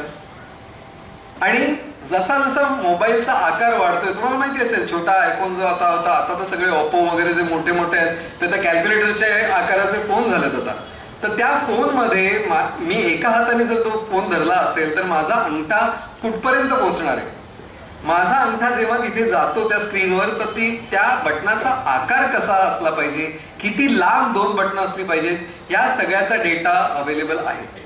आणि जेव्हा मी आता युजर एक्सपिरियन्स मध्ये काम करतो त्यामुळे मला माहितीये की याच्यावर सतत संशोधन चालू असतं जगामध्ये आणि ते तुम्हाला सांगत असतात की तुम्ही एक काम करा, जर समजा एशियामध्ये जर तुम्ही ऍडव्हर्टायझिंग करत असाल किंवा एशियामध्ये जर ऍप करत असाल तर दोन बटनांमधली जागा 44 पिक्सेलची हवी आणि तुम्ही जर कॉकेशियन कंट्रीजमध्ये करत असाल, आफ्रिकन कंट्रीजमध्ये करत असाल तर त्यांचे अंगठे वेगळे असतात, त्याच्यामुळे ही परिमाणं सगळी चेंज होतात. इतक्या लेवलला हा अभ्यास चालू आहे. इतकंच नाही तर आता हे कंटिन्यू बटन नुसतं हे तुम्ही अनेकदा कुठे कुठे दाबलं असेल, बरोबर. आता याच्यामध्ये पूर्ण कॅपिटलमध्ये लिहिलं तर लोक लवकर दाबतात का सेंटेन्स केसमध्ये लिहिलं तर पटकन दाबतात, याचाही डेटा अवेलेबल आहे. म्हणजे तुम्हाला काय तुमच्याकडनं करून घ्यायचं आहे याच्याबद्दलचा डेटा या सगळ्या कंपन्यांकडे अवेलेबल आहे. सोशल मीडियामध्ये मात्र हे सगळं उलट असतं चित्र, जे आमचं ऍडव्हर्टायझिंग मधलं होतं, अटेन्शन, इंटरेस्ट वगैरे काही नाही. एका माणसाला मी सांगायची खोटी असते की वणव्यासारखं सगळीकडे पसरतं. मी समजा एखादी गोष्ट विकत घेतली आणि त्याबद्दल मी संवाद साधला, मी सुरू केला संवाद की ही चांगली गोष्ट आहे किंवा ही वाईट आहे, पिक्चर चलेगी या नाही चलेगी, हे एकदा मी म्हटलं की माझे सगळे मित्र म्हणणार हा माणूस खरं बोलतो. आता हा जे बोलतोय ते आपण धरून चालूया आणि आपण पुढे जाऊया. तर याला सोशल मीडिया मेगाफोन म्हणतात. म्हणजे एक माणूस बोलतोय आणि सगळेजण ऐकतात. आणि याच कारणासाठी सोशल मीडियावर चाललेली जी संभाषणं असतात त्यांना इतकं महत्व प्राप्त होतं. आणि सोशल मीडिया म्हणजे त्यांना आता सोशल मीडियाचं एक वेगळं उदाहरण सांगतो. हे म्हणजे मी जेव्हा ऐकलं तेव्हा मी हतबुद्ध होतो. जाहिरात क्षेत्रातच काम करताना हा अनुभव आला. म्हणजे हे सोशल मीडियाचा आधीचा सोशल मीडिया आहे. हे मी आपलं रिप्रेझेंटेटिव्ह चित्र म्हणून आलं. सिटी फ्लो त्या काळात नव्हत्या बसेस, पण एक बस होती, AC बस होती जी लोखंडवालावरनं निघायची आणि चर्चगेटपर्यंत यायचे आणि बरेचसे लोक जे ऑफिसला जाणारे होते ते सगळे त्या बसने यायचे. माझा एक मित्र होता, तो एका इन्शुरन्स कंपनीसाठी काम करत होता आणि तो म्हणाला मी काय करतो की मी लोखंडवाल्याला तिकीट काढतो चर्चगेटचं आणि पूर्ण माझ्या याच्यावर फोनवर मला फोन आलाय असं मी नाटक करतो. मी म्हणतो अच्छा हा काय म्हणतोस रे, इथपासून सुरुवात होते लोखंडवाल्याला. आणि जेव्हा तो चर्चगेटला पोहोचतो तिथपर्यंत तो नवीन पॉलिसी कोणती आहे, त्याचे प्रीमियम किती भरायला लागतो, किती महिन्याने होते, याच्यावरती तो सतत बोला. अच्छा ऐसा है क्या, अच्छा कितना साल में कितना बार देना पडता, अच्छा एक ही बार देना पडता, तो अच्छा है ले लो ना मेरे लिए. हे असं करत तो तिथपासून इथपर्यंत यायचा. तो म्हणायचा अशा तऱ्हेने मी त्या ब्रँडचा सेलियन्स वाढवला, त्या ब्रँडचा सेल मी वाढवला. आणि या बसेसमध्ये त्यांचे असे अनेक लोक होते जे स्वतःशीच संवाद साधत होते. त्यांचा फोन पण चालू नव्हता, तो फोन बंद होता, ते फक्त नाटक करायचे. तुम्ही आसपास जे बघताय ना ते खरं आहे का ते नाटक आहे याचा जरा शहानिशा करून मगच पुढे जा. कारण लोकांचा उद्देश काय आहे आणि लोक काय बोलतात आणि त्यातनं अर्थ काय प्रतीत होतो आणि तुम्ही काय ऍक्शन करणं अपेक्षित आहे हे तुम्ही समजल्याशिवाय कोणतंही वाक्य कोणत्याही माणसाचं ऐकून घेऊ नका. इलॉन मस्क मोठे उद्योगपती आहेत आणि त्यांनी आता ट्विटर विकत घेतलं, बरोबर? अनेकांना माहिती असेल. कितीला होतं माहिती आहे ना? 44 अब्ज डॉलर्स. ट्विटरची किंमत एवढी, 44 अब्ज डॉलर्स. तुम्ही किती पैसे देता तुम्ही ट्विटरला? 0. कोणीच पैसे देत नाहीयेत, बरोबर? गुगलची आताची मालमत्ता साधारण 1 लाख कोटीच्या घरात जाते आणि ती 1 लाख कोटी डॉलर्स. आणि ती मालमत्ता सुद्धा त्यांनी मला वाटतं काही वर्षांपूर्वी सांगितलेली आहे, ती अजून वाढली असेल. हे पैसे येतात कुठून? तुमच्या आमच्या पॉकेटमधनं येतात. कारण त्यांच्यातर्फे ज्या जाहिराती दाखवल्या जातात त्या आपण बघतो आणि प्रत्येक बघितलेल्या जाहिरातीला थोडेसे पैसे त्या जाहिरातदाराला मोजायला लागतात. आणि म्हणूनच या सोशल मीडियाची किंमत वाढते. तर तुम्हाला जर असं वाटत असेल की सोशल मीडिया म्हणजे धर्मादायक गोष्ट आहे की तुमच्यामध्ये संवाद घडावा म्हणून कोणीतरी मोठ्या दिलाने तयार केलेली गोष्ट आहे, तर ती अजिबात नाही. ती त्यांना पैसे कमवायचे म्हणून ती तयार केलेली गोष्ट आहे आणि आपण सगळे त्याचे बळी आहोत. जेरोन लॅनियर म्हणून एक कम्प्युटर सायंटिस्ट आहे ज्यांनी व्हर्च्युअल रियालिटीचा त्याला जनक म्हणतात, जेरोन लॅनियरला. तर त्यांनी असं म्हटलंय की समजा 2 व्यक्तींमधला संवाद घडवणारं एक माध्यम असेल आणि त्या माध्यमाशिवाय तो संवाद जर घडणारच नसेल तर ते माध्यम त्या दोन्ही व्यक्तींना नाचवणारच त्यांच्या फायद्यासाठी. आणि म्हणूनच जेरोन लॅनियर म्हणतो की बाबांनो तुमची सोशल मीडिया अकाउंट सगळी डिलीट करा. आणि हे अर्थातच आपल्या हातात नाहीये, कारण आपण मेकअप काय म्हणतात त्याला की आपल्या सोशल प्रेशर खाली आपण या सगळ्या गोष्टी करू शकत नाही आहोत. कारण अरे तू व्हॉट्सअपवर नाहीयेस, अरे तुझ्याकडे जीमेल नाहीये, हे ऐकून शेवटी शर्मेने आपण ते आपले अकाउंट सुरू करतो आणि आपला डेटा या जाहिरातदारांना देत असतो. ब्लॅक मिरर म्हणून एक शो आहे, नेटफ्लिक्सवर आहे, जमलं तर बघा. त्याच्यामध्ये भविष्यात या पद्धतीच्या गोष्टी कशा घडू शकतील. एकमेकांना तुम्ही जेव्हा स्टार रेटिंग देता, आता उबरमध्ये मी आता उबरने आलो इकडे आणि उबरची ट्रिप झाल्यानंतर मला विचारलं की हा ड्रायव्हर कसा होता, ही गाडी कशी होती. 5 स्टार्स आले मला आणि मला तिथे फक्त टॅप करायचं होतं की किती मला स्टार द्यायचे. मी त्याला 5 स्टार देऊन टाकलेत. ब्लॅक मिरर मध्ये एक अशी गोष्ट आहे की जेव्हा तुम्हाला ते स्टार मिळतात, अशा एका भविष्यात घडणारी एक गोष्ट त्यांनी अशीच रचलेली आहे की जितके स्टार्स तुम्हाला मिळतील तितकंच तुमची पत वाढते आणि तुम्हाला कर्ज मिळू शकतात, तुम्हाला घरं मिळू शकतात. हे सगळं त्यात दाखवलं गेलं आणि त्या एका बाईची जी काय वाट लागते, कारण कोणीतरी 5वरनं 4 स्टार देतं, मग 4वरनं 3 देतं, 3वरनं 2 देतं आणि त्याची शेवटी वाट लागते त्या बाईची. अशी ती गोष्ट आहे. पाहिल्यावर वाटलं की बापरे असं व्हायला नको, पण असं होत आहे, आत्ता होत आहे. चीनमध्ये झिमा क्रेडिट नावाचा एक प्रकार आहे. तुमच्या प्रत्येकाला, चीनमधल्या प्रत्येक नागरिकाला 3 आकडी स्कोर दिला जातो आणि त्या एका ऍपमध्ये तो स्कोर दिसतो. आपल्याकडे पण सिबिल स्कोर आहे ना, आपण किती कर्ज घेतो, किती त्याचा परतावा करतो याच्यावर आपला क्रेडिट स्कोर ठरतो. आणि जेव्हा 700च्या वरती जातो आपला स्कोर, तेव्हा सगळेजण आपल्याला फोन करायला लागतात आणि विचारायला लागतात की आपको पर्सनल लोन चाहिए. हे सगळ्यांना जेव्हा फोन येतात तेव्हा लक्षात घ्या तुमचा स्कोर जास्त आहे म्हणून ते तुमच्या मागे लागलेलं आहे. म्हणून सांगतो एकदा कुठेतरी छोटंसं कर्ज घ्या आणि बुडवा. मग गंमत करतोय म्हणजे तुमचा स्कोर खाली गेले आणि कोणी तुम्हाला फोन करणार नाही त्याच्यात. माझ्या बाबांना एकदा असंच फोन येत होते, आता 2010 मध्ये गेले ते. 2008ची गोष्ट आहे. त्यांना फोन आला की आपको पर्सनल लोन चाहिए. त्यांनी सांगितलं हा 2 करोड चाहिए. तर तो म्हणा हा ठीक आहे, आपका एज क्या है. ते म्हणे 70. जो फोन ठेवला त्याला परत फोन येणं बंद झालं त्याच्यानंतर. असंच काहीतरी करा, बघा काय होतं. आता आपण थोडंसं तंत्रज्ञानाबद्दल बोलूया, कारण तुमच्या लक्षात आलं असेल की संवाद हा तंत्रज्ञानाशिवाय घडणं अशक्य झालेलं आहे. त्यामुळे तंत्रज्ञानाबद्दल माहिती असणं हा आता ऑप्शनच राहिलेला नाहीये प्रत्येकाला. इव्हन घराघरातलं जी लहान मुलं आहेत ती सगळेजण काय म्हणतात, मला कोडिंग शिकवा. ते white hat junior coding classes वगैरे. फक्त त्यामध्ये मला एकच म्हणायचं की कोडिंग कशाला शिका हे आधी समजून घ्या आणि मग कोडिंग शिकायला पाठवतात. तंत्रज्ञानाने काय केलंय तर अनेक चुकीच्या गोष्टी पण केलेल्या आहेत.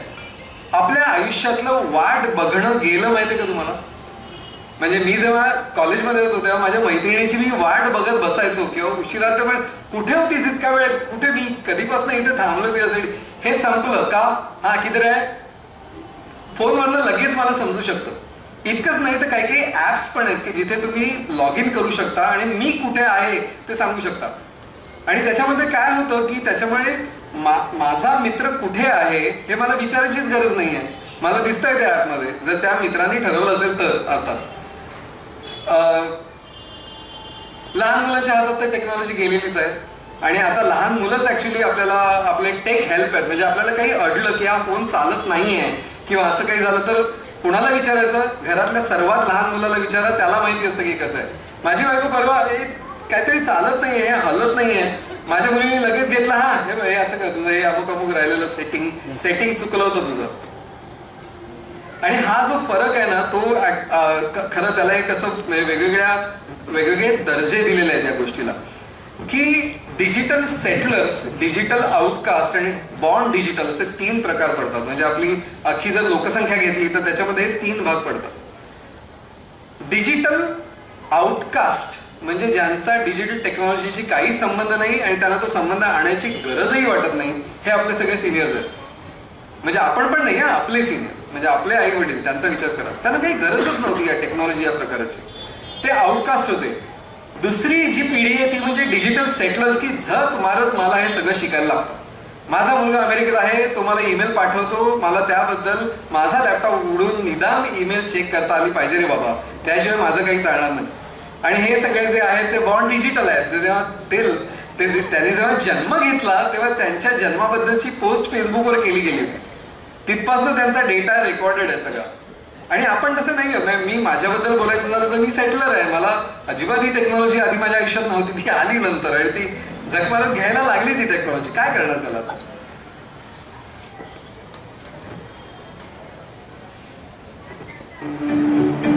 देसाई साहेब आपल्याकडे वेळ आहे थोडासा, मी एक पिक्चर हे दाखवतोय. जेव्हा एखादी नवीन टेक्नॉलॉजी येते तेव्हा त्याची जाहिरात कशी केली जाते हे मी तुम्हाला दाखवतोय. गुगल ग्लास म्हणून एक प्रकार होता की जो आपल्या चष्म्यासारखा घालायचा आणि तो चष्मा सगळं रेकॉर्ड करेल असं ते होतं. तर त्याची जाहिरात बघा कशी, आणि त्यानंतर खरं जेव्हा लोकांनी वापरायला घेतलं तेव्हा काय होतं त्याची पण गंमत आपण याच्यानंतर बघूया. पण आधी हे बघूया त्याची जाहिरात कशी होती. Here are the basics of how to use glass. This is your touchpad. It runs from your temple to your ear. Tap the touchpad to wake up glass. You should see the display above your line of sight. Adjust it to see everything. The home screen shows a clock. This is your timeline. It's a row of cards. Things to the left are happening now or coming up, like the weather, an upcoming flight, or an event in your calendar. You can tap on any card to see more. Swipe down anywhere to go back to the timeline. Cards to the right of the home screen are from the past. For example, messages, videos, or photos. Tap on a photo to share it and choose one of your friends.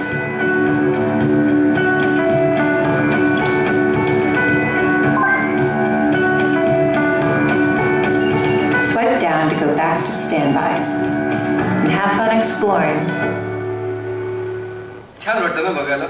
किती सुंदर, किती सोपं. अगदी घ्या आणि तुमचं जीवन पूर्णपणे बदलून जाईल.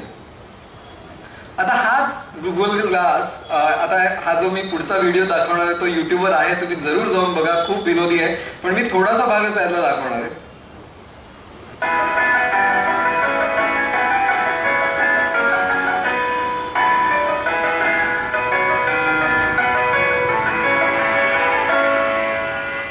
Okay, so we're doing something different this time. Okay. You're not watching a video. I'm not. Instead, you are reacting to this device. Oh, God. I'm supposed to take it. Okay. Kind of weird. Looks like a science fiction movie. I think you can see a screen up here when you put it on. No, that wouldn't work. Well, no, probably. Not like that. No? That looks like I'm part Robotron. Oh, it's the Google Glass. It is. Oh my God. Spaceship 12 calling Earth. Spaceship 12 calling Earth. Do you have any idea what it is? This looks like my hearing aid. Looks like some kind of a video game or something. I would venture a guess it's something like Google Glass. This looks like a model for Google Glasses. Google Glass.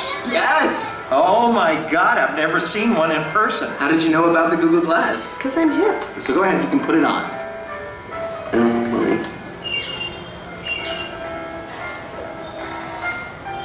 Other way, it's upside down. It's already on. How do you get it to work? I was trying to see if there's something to plug in and download. What can I press that? There's got to be at least an on-off switch. You would Well, it's think. already on. It's already on. It's already on. Then I have no idea how it works. So the way to use Google Glass is you'll actually speak to it. You're kidding. It'll do anything I say? No, it has specific commands. So the first thing we're gonna have you do is take a picture with it. Whoa. You'll say, okay, Glass, you wait for the beep. Then you're gonna say, take a picture. Whatever I'm looking at? Well, where's the mirror? No, I'm just kidding. Okay, Glass. Glass, okay, what was it? Okay, Glass. Okay, Glass, take a picture. You must sign in. You must sign in. How do I sign in without a pen? La plume. Okay, Glass. Take a picture. Okay, Glass, take a picture. Do you see the picture? Got it. Yay! There. असो बाकी तुम्ही बघा यूट्यूबवर जाऊन खूप interesting आहे की कसं वापरलं जातं आणि हे उत्पादन काय नंतर टिकलं नाही वेगळ्या बाकीच्या कारणांसाठी त्याची वाट लागली ती म्हणजे लोकांनी असं धरलं की समजा मी गुगल ग्लास घातला असेल तर तो माणूस माझं शूटिंग करतोय तो काय करतोय याच्यावरून भांडणं मारामाऱ्या व्हायला लागल्या म्हणून ते फायनली हे प्रॉडक्ट बाजूला पडलं पण तंत्रज्ञानाचं पण असं आहे ना आपण जसं मगाशी आपण बघितलं की गुहेतल्या भिंतीवरची जी चित्र होती ती परत आपण तिकडे चाललो तसं टेक्नॉलॉजी पण थोडंसं तसंच आहे एक गंमत म्हणून सांगतो आता ऑटोमेशन असं जर म्हणायला गेला तर सर्वात पहिला आपण बैलगाडी आता बैलगाडीत जायचं तर तो जो काय स्पीड होता 5 किलोमीटर/आवर तो आपला स्पीड असायचा त्या काळामध्ये पण लँड स्पीड रेकॉर्ड जो आहे आजचा म्हणजे किती जोराने एखादी गाडी जाऊ शकते म्हणजे आपली ट्रॅफिक पोलिसांना सोडून द्या पण 1227 किलोमीटर या वेगाने आज एखादी गाडी जाऊ शकते आतापर्यंत हे तंत्रज्ञान इथपर्यंत आलेलं आहे पण दादरला जा गिरगावमध्ये या दुपारी काय फरक पडतो आपण एनिवे 5 किलोमीटरचं नावाला जातोय परत तिकडे म्हणजे टेक्नॉलॉजीनी काहीही करू दे आपण जिथे आहोत तिकडेच राहणार आहोत हे पण एक सत्य आहे ते पण आपण थोडंसं जाणून घेतलं पाहिजे इंटरनेट आता इंटरनेट सुद्धा जे सुरुवातीला इंटरनेटची जी कल्पना होती ती अशाच कारणासाठी होती की सेकंड वर्ल्ड वॉर दुसऱ्या महायुद्धामध्ये मित्र राष्ट्रांचा जो डेटा होता जी माहिती होती ती कोणत्याही ठिकाणी बॉम्ब टाकल्यावर त्या माहिती नष्ट होऊ नये म्हणून ते विविध ठिकाणी ती माहिती साठवण्याचं ते तंत्र होतं आणि ती जी माहिती सगळीकडे साठवलेली होती ते कम्प्युटर एकमेकांना जोडणं यालाच तेव्हा इंटरनेट असं म्हणायचं सो ते इंटरनेट होतं तेव्हाचं आणि ते इंटरनेट पुढे महायुद्ध संपलं त्याच्यानंतर त्या इंटरनेटचा काय फायदा होता तर मग ते वेगवेगळ्या महाविद्यालयांनी त्याचा उपयोग करायला सुरुवात केली वेगवेगळ्या हॉस्पिटल्सनी त्याचा उपयोग करायला सुरुवात केली पण इंटरनेट खऱ्या अर्थाने नावारूपाला कधी आलं जेव्हा त्याच्यामध्ये पैसा आला जेव्हा लोकांचा कॉमर्स तिथे सुरू झाला ई कॉमर्स तेव्हा खरं इंटरनेटनी म्हणावा तसा आकार घ्यायला सुरुवात केली हा एक इंटरनेटचा मॅप आहे हे पण तुम्ही गुगलवर जाऊन बघा दररोज तो वाढतोय दर दिवसाला साधारण 10-20 हजार साईट्स नवीन निर्माण होतात मला वाटतं मी कदाचित कॉन्झर्वेटिव्ह नंबर सांगतो याच्यापेक्षा जास्त नंबर असेल वेबसाईट वाढतायत तर बघणारे कोण त्याच्याकडे किती लोक जाऊन बघणार आहे वेगळा विषय इलॉन मस्क म्हणतोय की आपण सगळ्यांनी आता मंगळावर जाऊया आणि मंगळावर वस्ती असेल तिथे पण तो इंटरनेट देण्याची त्यांनी सोय केली आहे आणि तिकडे जाऊन सुद्धा आपण आपलं जीमेल अकाउंट चेक करू शकतो अशी आता व्यवस्था करण्यात येईल ड्रायव्हर शिवायचे कार्स चालत आहेत माणसाशिवायचं घर चालतंय म्हणजे माझ्याकडे समजा या वॉचनी माझ्या घरातला एखादा लाईट मी ऑन किंवा ऑफ करू शकतो आजच्या दिवसाला. म्हणजे मी तशी व्यवस्था केलेली नाहीये, माझ्या घरचे लोक चिडतील, पण असं मी करू शकतो. आणि हे गुगल होम असेल किंवा ऍपल होम असेल हे अवेलेबल आहे. आज समजा मी एखादा मोबाईल फोन घेतला आणि बाहेर उभं राहिलोय आणि समजा या दिशेने मी तो मोबाईल फोन घेतला तर मला कोणाचं व्याख्यान आहे, किती वाजता सुरू होणार आहे, किती वाजता संपतंय ही माहिती टेक्निकली कळायची शक्यता आहे. गुगल मॅप्सवर तर ते ऑलरेडी होत आहे. मुलं पण तशीच शिकतायत आणि जी लोक काम करतात ती पण त्याच पद्धतीने शिकतात. व्हर्च्युअल रियालिटी गॉगल्स याच्याबद्दल तुम्ही ऐकलं असेलच. व्हर्च्युअल रियालिटी गॉगल्स घातल्यानंतर आपल्या समोर एक वेगळं विश्व तयार होतं, प्रतिसृष्टी तयार होते. त्या प्रतिसृष्टीमध्ये वेगवेगळ्या गोष्टी आहेत, वेगवेगळ्या इंटरेस्टिंग गोष्टी आहेत, वेगवेगळ्या डेंजरस गोष्टी पण आहेतच. ऍपलनी पण तसंच काढलेलं आहे. ते त्यांचं ऑफिसच तुमच्या इथे पूर्ण घेऊन येतात असं केलंय. हे सगळं चाललंय कुठे, कोणत्या दिशेला चाललंय याचा काही लोक अंदाज घेतात. आता ऍक्सेलरेशन स्टडीज फाउंडेशन म्हणून एक वेबसाईट आहे. ऍक्सेलरेशन स्टडीज फाउंडेशन काय करतं तर ते बघतंय की हे शोध जे नवीन नवीन लागतात ते किती फास्ट लागतात, किती पटकन लागतात एकमेकांपासून. तर त्यांनी एक त्याचा आलेख तयार केलेला आहे, मी तुम्हाला आज दाखवणार आहे. हा आलेख जो आहे तो असा आहे की सुरुवातीला अगदी प्रगतीच्या काळामध्ये चाक असेल किंवा गन पावडर असेल किंवा अग्नी प्रज्वलन करायची तरा असेल, हे पण शोधच होते. आणि ते जेव्हा शोध लागले त्या दोन शोधांमध्ये काही शेकडो वर्षांचं अंतर होतं. आणि जसं जसं आपण आत्ताच्या समजा आता steam engine, telegraph, plastics, airplane, transistor, fission power, internet, space flight ह्या जे सगळे लागत गेले त्याच्यामधली अंतर कमी कमी होत गेलेली. दोन शोधांमधलं अंतर आता काही मिनिटांचं राहिलेलं आहे. कारण R&D डिपार्टमेंट सगळ्याच्या कंपनीचे ते प्रत्येक जगभर चालूच आहेत ना. आपण झोपणार आहोत आज रात्री, पण कुठेतरी दिवस आहे आणि तिथलं R&D डिपार्टमेंट काम करत आहे. काही गणितज्ञ आणि काही शास्त्रज्ञ असं म्हणतात की एक काळ असा येईल की जे जे काय शोध लागायचे ते सगळे लागले जातील आणि त्याच्यानंतर कोणताही शोध लागायची गरज उरणार नाही. त्या मोमेंटला, त्या क्षणाला त्यांनी सिंग्युलॅरिटी असं नाव दिलंय. आणि काही जण म्हणतात की 2032 मध्ये ती येणार आहे, काही जण म्हणतात 2050 मध्ये येणार. आणि आपल्याला तसं वाटतच आहे आता की ज्या पद्धतीने शोध लागतायत त्याची मालिका इतक्या जवळजवळ यायला लागली की कदाचित त्यानंतर कोणतेही शोध लावायची गरज उरणार नाही. मग माझा प्रश्न असा आहे की मग माणसांचं काय? कारण सगळे जर शोध लागले, टेक्नॉलॉजी जर सगळं करणार असेल तर आपलं याच्यामध्ये स्थान कुठे राहणार आहे? कृत्रिम बुद्धिमत्ता, आर्टिफिशियल इंटेलिजन्स याच्याबद्दल आपण नंतर बोलू, जर तुम्हाला वाटलं तर नक्की बोलू. पण कृत्रिम बुद्धिमत्ता म्हणजे तरी नक्की काय असं जर विचारलं तर हा दरवर्षी किंवा दर दशकामध्ये पडणारा एक प्रश्न आहे. कॅल्क्युलेटर सुद्धा एका पद्धतीने बघायला गेला तर कृत्रिम बुद्धिमत्ताच आहे. तुम्ही जे करता ते कॅल्क्युलेटर करतं. म्हणजे कृत्रिम बुद्धिमत्तेचं त्याची व्याख्या काय? तर व्याख्या अशी की बुद्धिमत्ता जे करू शकते ते त्यांनी करता यायला पाहिजे. मग मुवमेंट पण करता येते. आता मेकॅनिकल आर्म्स असतात, आता तर ऑपरेशन्स पण त्या मेकॅनिकल आर्म्सनी होतात. ते साधं सोडा, जीमेल, तुम्ही सगळे जे कोणी लोक जीमेल वापरतात, जीमेल वापरणारे लोक उत्तर तरी स्वतः कुठे देतात? प्रश्न विचारला की खाली येतं की yes, this, okay, I got it. हे ऑलरेडी तुमच्यासाठी 3 उत्तर तयार आहेत. तुम्हाला फक्त एक असं टॅप करायचं त्याच्यावर की झालं, तुमचं उत्तर ऑलरेडी गेलं त्या माणसाकडे. म्हणजे उत्तर पण लिहू नका, आम्ही ती व्यवस्था केलेली असं जीमेलचं म्हणणं आहे. म्हणजे निष्क्रियता किती यायला पाहिजे माणसाला ते मला कळतच नाहीये. चॅट जीपीटी, आता चॅट जीपीटी मुलांना जास्त माहिती आहे आपल्यापेक्षा, पण चॅट जीपीटी आता तुमचा गृहपाठ पूर्ण करू शकते.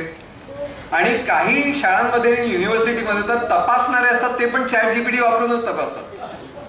ते म्हणतात तुमचा आला ना, तो निबंध आला ना, द्या, स्कॅन करून द्या तो निबंध.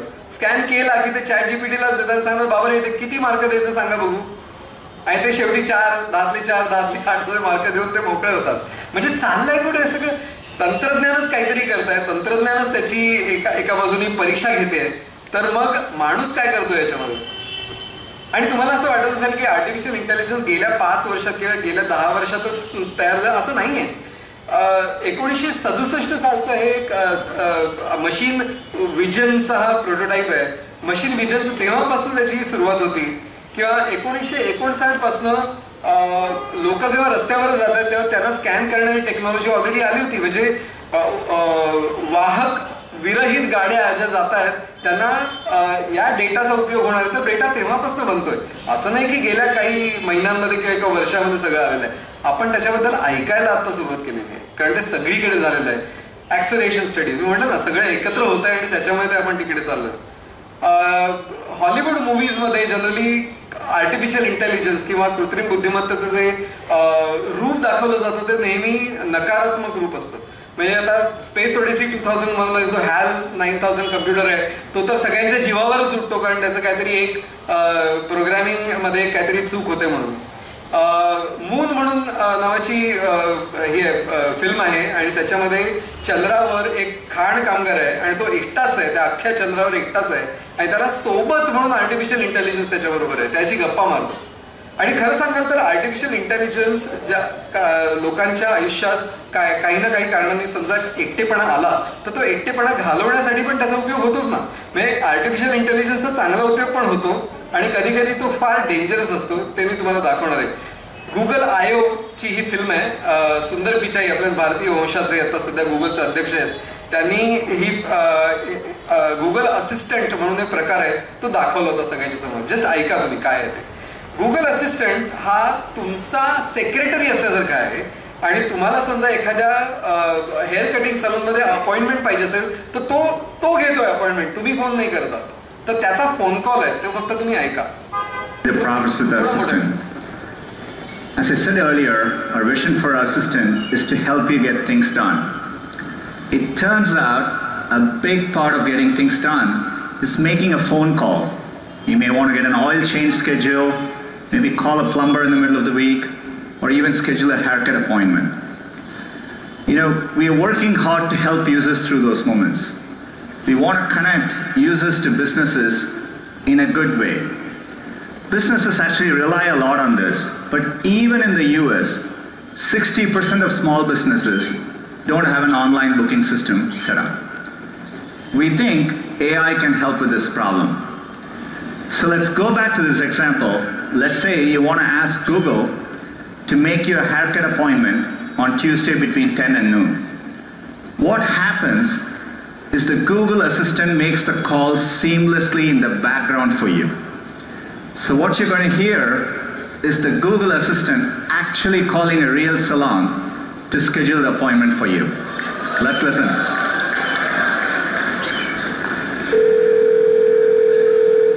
So how can I help you? Hi, I'm calling to book a woman's haircut for a client. I'm looking for something on May 3rd. Sure, give me 1 second. Sure, what time are you looking for around? At 12 p.m. We do not have a 12 p.m. available. The closest we have to that is a 1:15. Do you have anything between 10 a.m. and 12 p.m.? Depending on what service she would like. What service is she looking for? Just a woman's haircut for now? Okay, we have at 10 o'clock. 10 a.m. is fine. Okay, what's your first name? The first name is Lisa? Okay, perfect. So I will see Lisa at 10 o'clock on May 3rd. Okay, great. Thanks, great. Have a great day. Bye. हा जो लेफ्टचा जो बघितला भाग तो ती बाई नव्हतीच, तो आर्टिफिशियल इंटेलिजन्सने तयार केलेला असिस्टंट होता आणि तो असिस्टंट एखाद्या माणसासारखा संवाद साधतोय. म्हणजे उद्या तुम्हाला येणारा जो फोन आहे की क्या सर आपको पर्सनल लोन चाहिए क्या, किंवा आपका फोन प्रीपेड आहे की पोस्टपेड आहे, असे जे फोन येणार आहेत ते सुद्धा खरंच माणसांकडनं येणार आहेत का मशीनकडनं येणार आहेत हे आपल्याला कदाचित उद्या कळणार नाही. कारण तुम्ही जर ते उच्चार बघितले सगळे किंवा एखादा निर्णय घ्यायची क्षमता जर बघितली तर ती त्याच्याकडे आहे असिस्टंटकडे. अच्छा नाहीये का, अमुक एवढी वेळ नाहीये, बरं नंतरची चालेल, बरं तसं नको, 9 वाजल्याशिवाय नाही चालणार, हे सगळी माहिती दिलेली आहे, त्याप्रमाणे ते असिस्टंट वागतायत. मध्यंतरी काही शास्त्रज्ञांनी हा प्रयोग केला होता की 2 असिस्टंट एकमेकांशी बोलतात, काय होतं बघूया.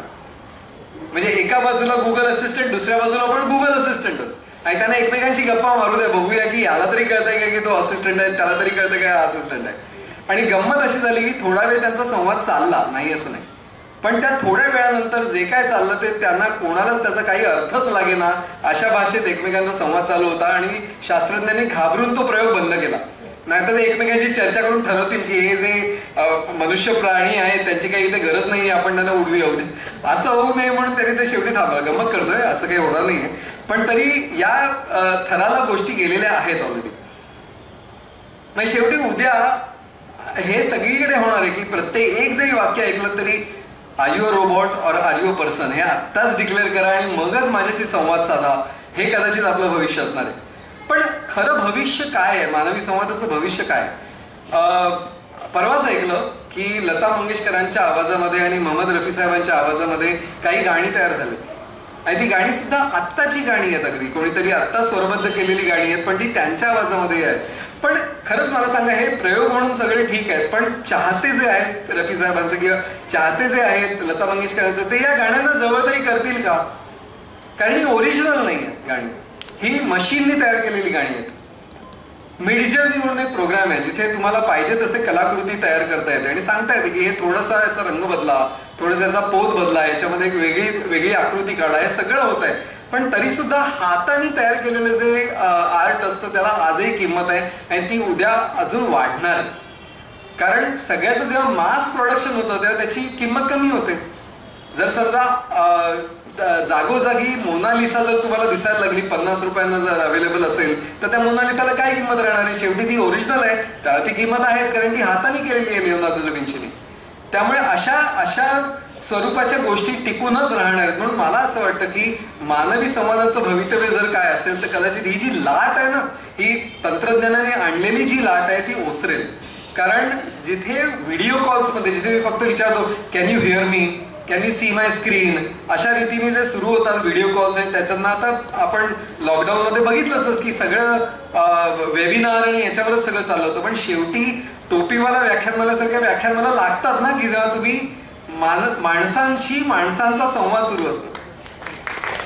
त्यामुळे आपल्या या संवादाचं भवितव्य मला नाही वाटत की कुठे कमी झालेलं आहे. उलट त्याची जी किंमत होती, जी आधी किंमत आहे ती आत्तापुरती थोड्या काळासाठी ती नाहीशी झालेली आहे, पण ती सगळी परत येणार आहे असा माझा स्वतःचा अंदाज आहे. धन्यवाद. थँक्यू. ते होतं ना की त्यांचे आत्ताच मोहम्मद रफी साहेबांच्या आवाजामध्ये आत्ता स्वरबद्ध केलेली गाणी त्यांनी प्रोड्यूस केली.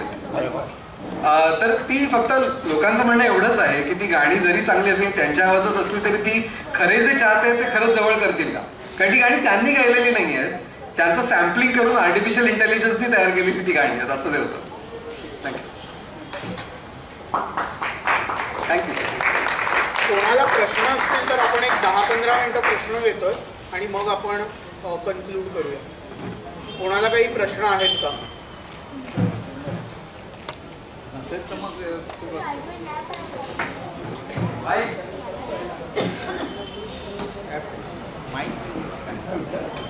कोणाला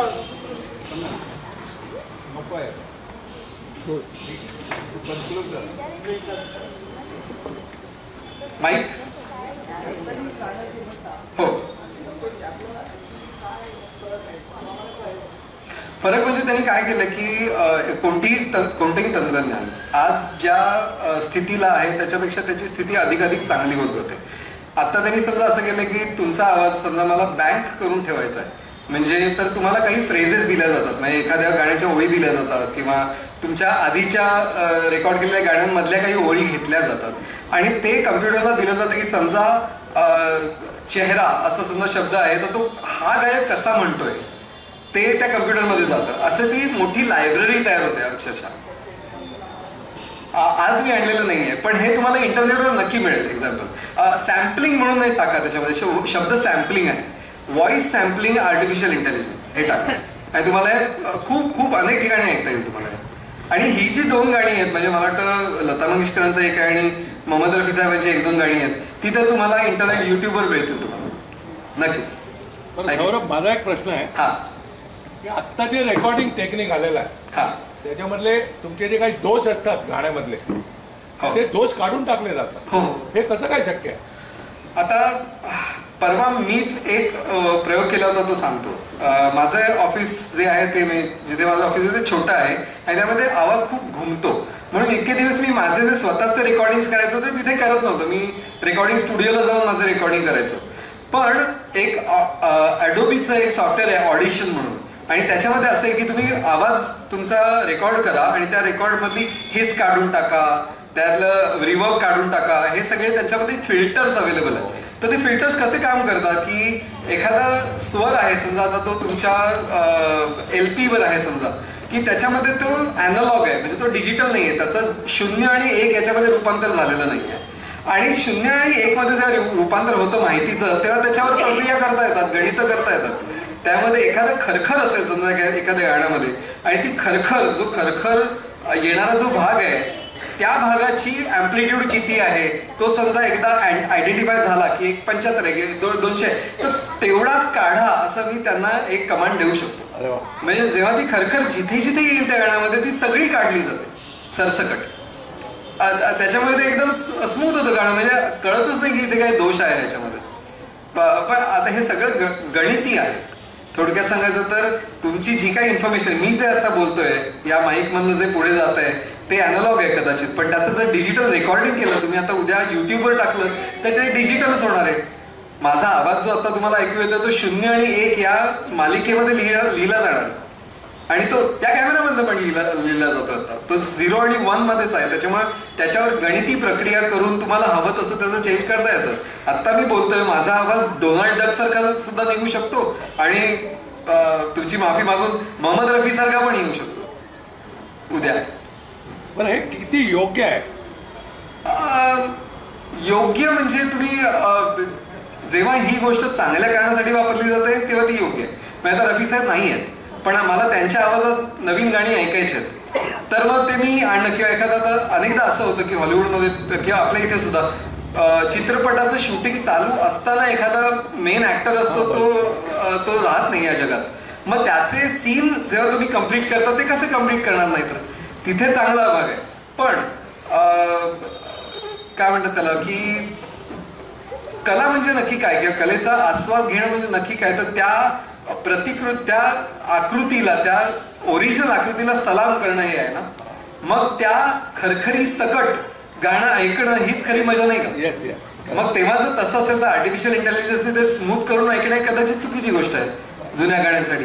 पण नवीन कलाकृती तयार करताना जर मला पुढच्या 100 वर्ष ती कलाकृती राहावी आणि त्याच्यामध्ये कोणत्याही पद्धतीची घट होऊ नये असं वाटत असेल तर त्याला डिजिटल करून घ्या. डिजिटल झालं की जनरेशन लॉस म्हणजे तुम्हालाही माहिती म्हणून मी सांगतो जनरेशन लॉस जो आहे की एका कॅसेटचं दुसऱ्या कॅसेटमध्ये रेकॉर्डिंग केलं त्या कॅसेटचं तिसऱ्यामध्ये केलं की शेवटी त्या आवाजाची वाट लागते. ते डिजिटलमध्ये होतच नाही कारण सगळं गणितीच आहे. गणितामध्ये कधी चूक होत नाही. त्यामुळे एकाची कॉपी दुसरी जरी तुम्ही केलीत म्हणूनच मी याच्यात म्हटलं ना की ज्याची कॉपी होऊ शकते त्याची किंमत कमी होते. हे खरं कारण तुमच्याकडे जे गाणं माझ्याकडे आहे मग काय डिजिटल पुस्तक करतात. डिजिटल पुस्तकाचं एक दुधारी तलवार आहे. मी तुम्हाला सांगतो आता मराठी प्रकाशक आणि मराठी लेखक यांच्याबरोबर मी अनेकदा बोलतो आणि ते असं म्हणतात की आधीच मराठी पुस्तकांना वाचक मिळत नाहीये आणि तुम्ही असं म्हणता की ही डिजिटल आवृत्ती आहे ती लाखो लोकांच्या घरात जाईल ते पैसेच देणार नाहीत आम्हाला त्याचं काही. पण आता किंडलमध्ये आता अमेझॉन किंडलमध्ये माझी अनेक पुस्तकं मी ठेवतो तर सगळ्यांना मी पैसे दिलेले आहेत आणि ती माझ्याकडे राहतात पण ती कायमस्वरूपी राहतात. म्हणजे डिजिटल टेक्नॉलॉजीचा उपयोग हा एखादी कलाकृती जपण्यासाठी करायला काहीच हरकत नाही. पण पायरसी आणि दुसऱ्यांना ते फुकट घेऊ देणं हे करणं चुकीचंच आहे ना. त्या जो कलाकार आहे त्याच्या दृष्टीने ते खूपच अयोग्य आहे. त्यामुळे त्यात दुधारी तलवार दोन्ही आहेत त्याला बाजू. बाकी कोणाला आधी प्रश्न? येस एक मिनिट आर्टिफिशियल इंटेलिजन्स पुढे जाऊन ऍडव्हर्टायझिंग आणि मार्केटिंग या दोन फील्ड्सवरती कसा परिणाम होऊ शकतो पॉझिटिव्ह आणि निगेटिव्ह दोन्ही? या दोन ह्याच्यावर ऍडव्हर्टायझिंग मध्ये क्रिएटिव्हिटी खूप लागते आणि मार्केटिंग मध्ये एनालिटिक्स वगैरे खूप लागतात. नक्कीच. आता याच्यासाठी मी एक उदाहरण एक गोष्ट सांगतो. ओके मला वाटतं मॅकॅन एरिक्सन लंडन यांनी ते केलं होतं. एक कॉफीची जाहिरात होती आणि बस पॅनल्स तिकडे असतात, डिजिटल बस पॅनल्स. म्हणजे आपल्याकडे पण आउट ऑफ होम मीडिया जर बघितलं असतं त्याच्यामध्ये असतात की टेलिव्हिजन स्क्रीन टाईपचीच असते उभी आणि त्याच्यामध्ये जाहिराती चालू असतात. तर बस पॅनल्स जे होते त्याच्यामध्ये त्यांनी तशा जाहिराती दाखवल्या. एक साधारण 10 का 20 काहीतरी लेआउट्स त्यांनी वेगवेगळे केले होते. एकामध्ये हेडलाईन मोठी होती, एकामध्ये ती कॉफी जास्त मोठी होती, एका ह्याच्यामध्ये काहीतरी वेगळंच चित्र होतं, एका ह्याच्यामध्ये नुसता कॉफीचा कलर होता, एका ह्याच्यामध्ये नुसती टायपोग्राफी होती. असे 20 एक त्यांनी लेआउट केले. आणि त्या बस पॅनलच्या वरती त्यांनी एक कॅमेरा अटॅच केला विच वॉज रेटिनल कॅमेरा. म्हणजे जाण्या येणाऱ्यांच्या डोळ्यांच्या म्हणजे बुबुळ्यांची हालचाल टिपणारे ते कॅमेरे होते. आणि त्या कॅमेरामध्ये त्यांनी डेटा काय रेकॉर्ड केला की किती लोक याच्याकडे बघतात, किती लोक ते वाचतायत, किती लोकांच्या पिपी डायलेट होतात. तुम्हाला माहिती आहे ना की बुबुळाची साईज बदलते जर आपल्याला एखादी गोष्ट आवडली तर. सो हा सायकोलॉजिकल बिहेव्हिअरल सायकोलॉजी मधला भाग आहे. तर तो डेटा त्यांनी रेकॉर्ड केला आणि त्यांनी आर्टिफिशियल इंटेलिजन्स सिस्टमने ते सगळे एकत्र केले. म्हणजे जे काही 20 लेआउट होते आणि त्यांनी सांगितलं की ज्या हेडलाईनला लोक जास्त बघतायत किंवा जास्त रिॲक्ट करतात ती हेडलाईन मग सगळीकडे टाका. मग हे व्हिज्युअल चालतायत ते व्हिज्युअल सगळीकडे टाका. मग हा लोगो एवढा मोठा असेल तर लोक बघत नाहीत, एवढा छोटा असेल तर बघतात, मग तो तिकडे टाका. असं करत करत ते सगळे बदलायला लागले. अनेक वर्षांपूर्वी झालेली गोष्ट आहे, आत्ताची नाही. आणि त्यांनी तेव्हा जे केलं त्यातनं जे रिझल्ट आले ते त्यांनी त्या क्रिएटिव्ह डिपार्टमेंटला दाखवलं आणि विचारलं की हे बघा ह्याला सर्वात जास्त रिस्पॉन्स मिळतो. ते म्हणाले घाणेरडं लेआउट आहे, मी कधीच केलं नसतं आयुष्यात. पण ते म्हणाले की हो पण हे तुझी स्वतःची क्रिएटिव्हिटी आहे ना. तो म्हणतो मी आर्ट डायरेक्टर आहे, मी ठरवतो की हा लेआउट असं पाहिजे. अरे पण त्या सगळ्या बसस्टॉपच्या समोर आलेले जे लोक आहेत त्यांनी जर तुझ्या उत्पादनाकडे बघितलं असेल आणि त्यांना इंटरेस्ट वाटत असेल तर मग कसाही लेआउट असेल तरी काय प्रॉब्लेम आहे. ही चांगली आणि वाईट गोष्ट आहे. आता जाहिरात संस्थेमध्ये जे लोक काम करतात, क्रिएटिव्ह डिपार्टमेंटमध्ये जे लोक आहेत ते आपल्या गट फीलवर काम करतात. त्यांचा स्वतःचा जो अनुभव आहे की काय चालतं काय चालत नाही, काय लोकांना आवडेल याचे जे त्यांचे अंदाज आहेत त्यांच्यासाठी त्यांना तिथे बसवलं गेलंय. त्यांचं स्थानच डळमळीत होईल ना. हा एक भाग. आता अजून एक सांगतो, हा जर थोडासा टेक्निकल आहे, मला माफ करा, थोडं मी तरी सोपं करायचा प्रयत्न करेन.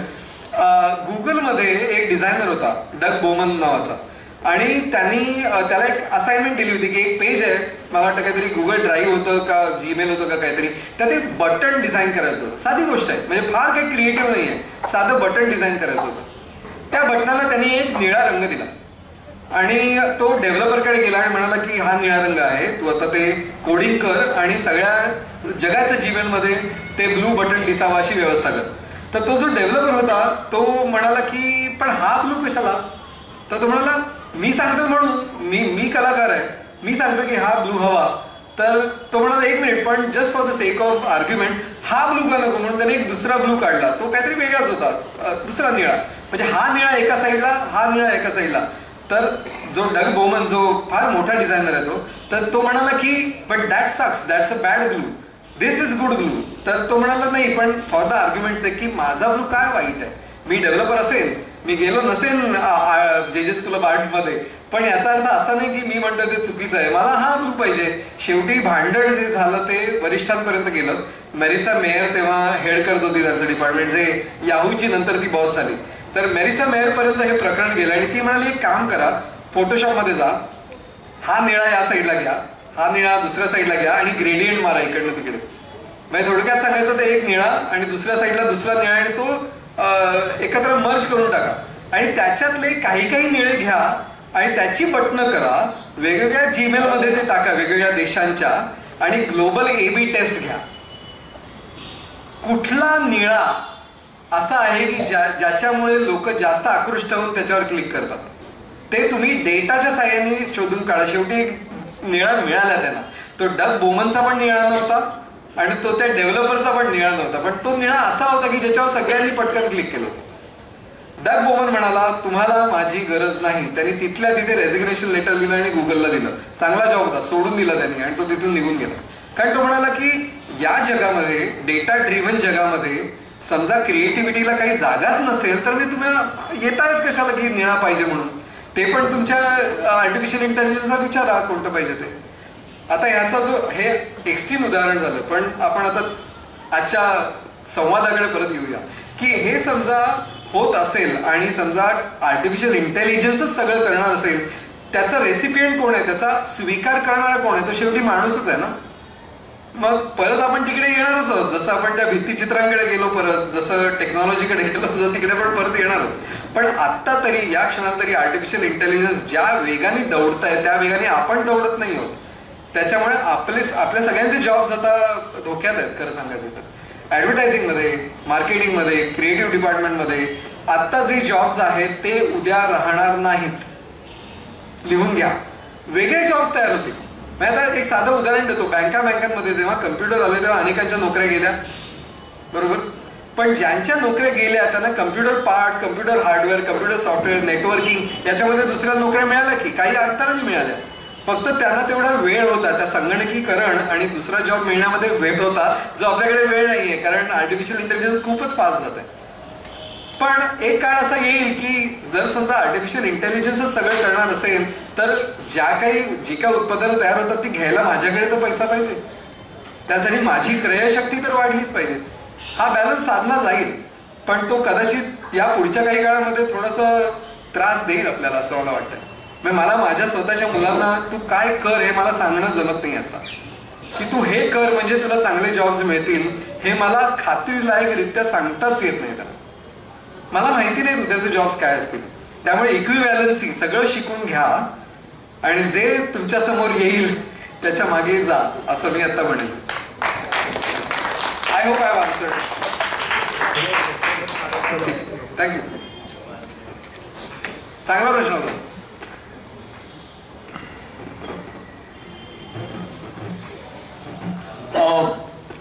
एक फक्त गोष्ट सांगू इच्छितो की आम्ही जेव्हा शाळेत तर कॉलेजमध्ये जात होतो तेव्हा सोशल मीडिया नवीन आलं होतं आणि आम्ही ऑर्कुट नावाची एक वेबसाईट वापरायचो.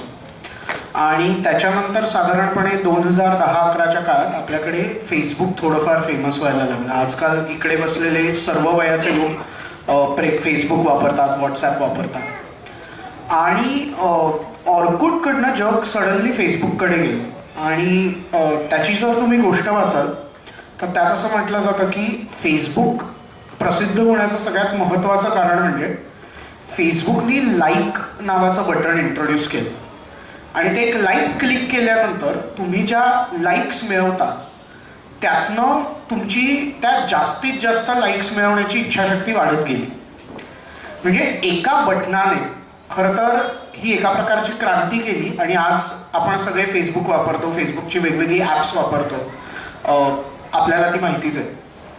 जगात चाकाचा शोध हा जसा मानवी इतिहासात फार महत्त्वाचा होता, आगीचा शोध जसा महत्त्वाचा होता, तसाच प्रिंटिंग टेक्नॉलॉजीचा शोध हा सुद्धा खूप महत्त्वाचा होता.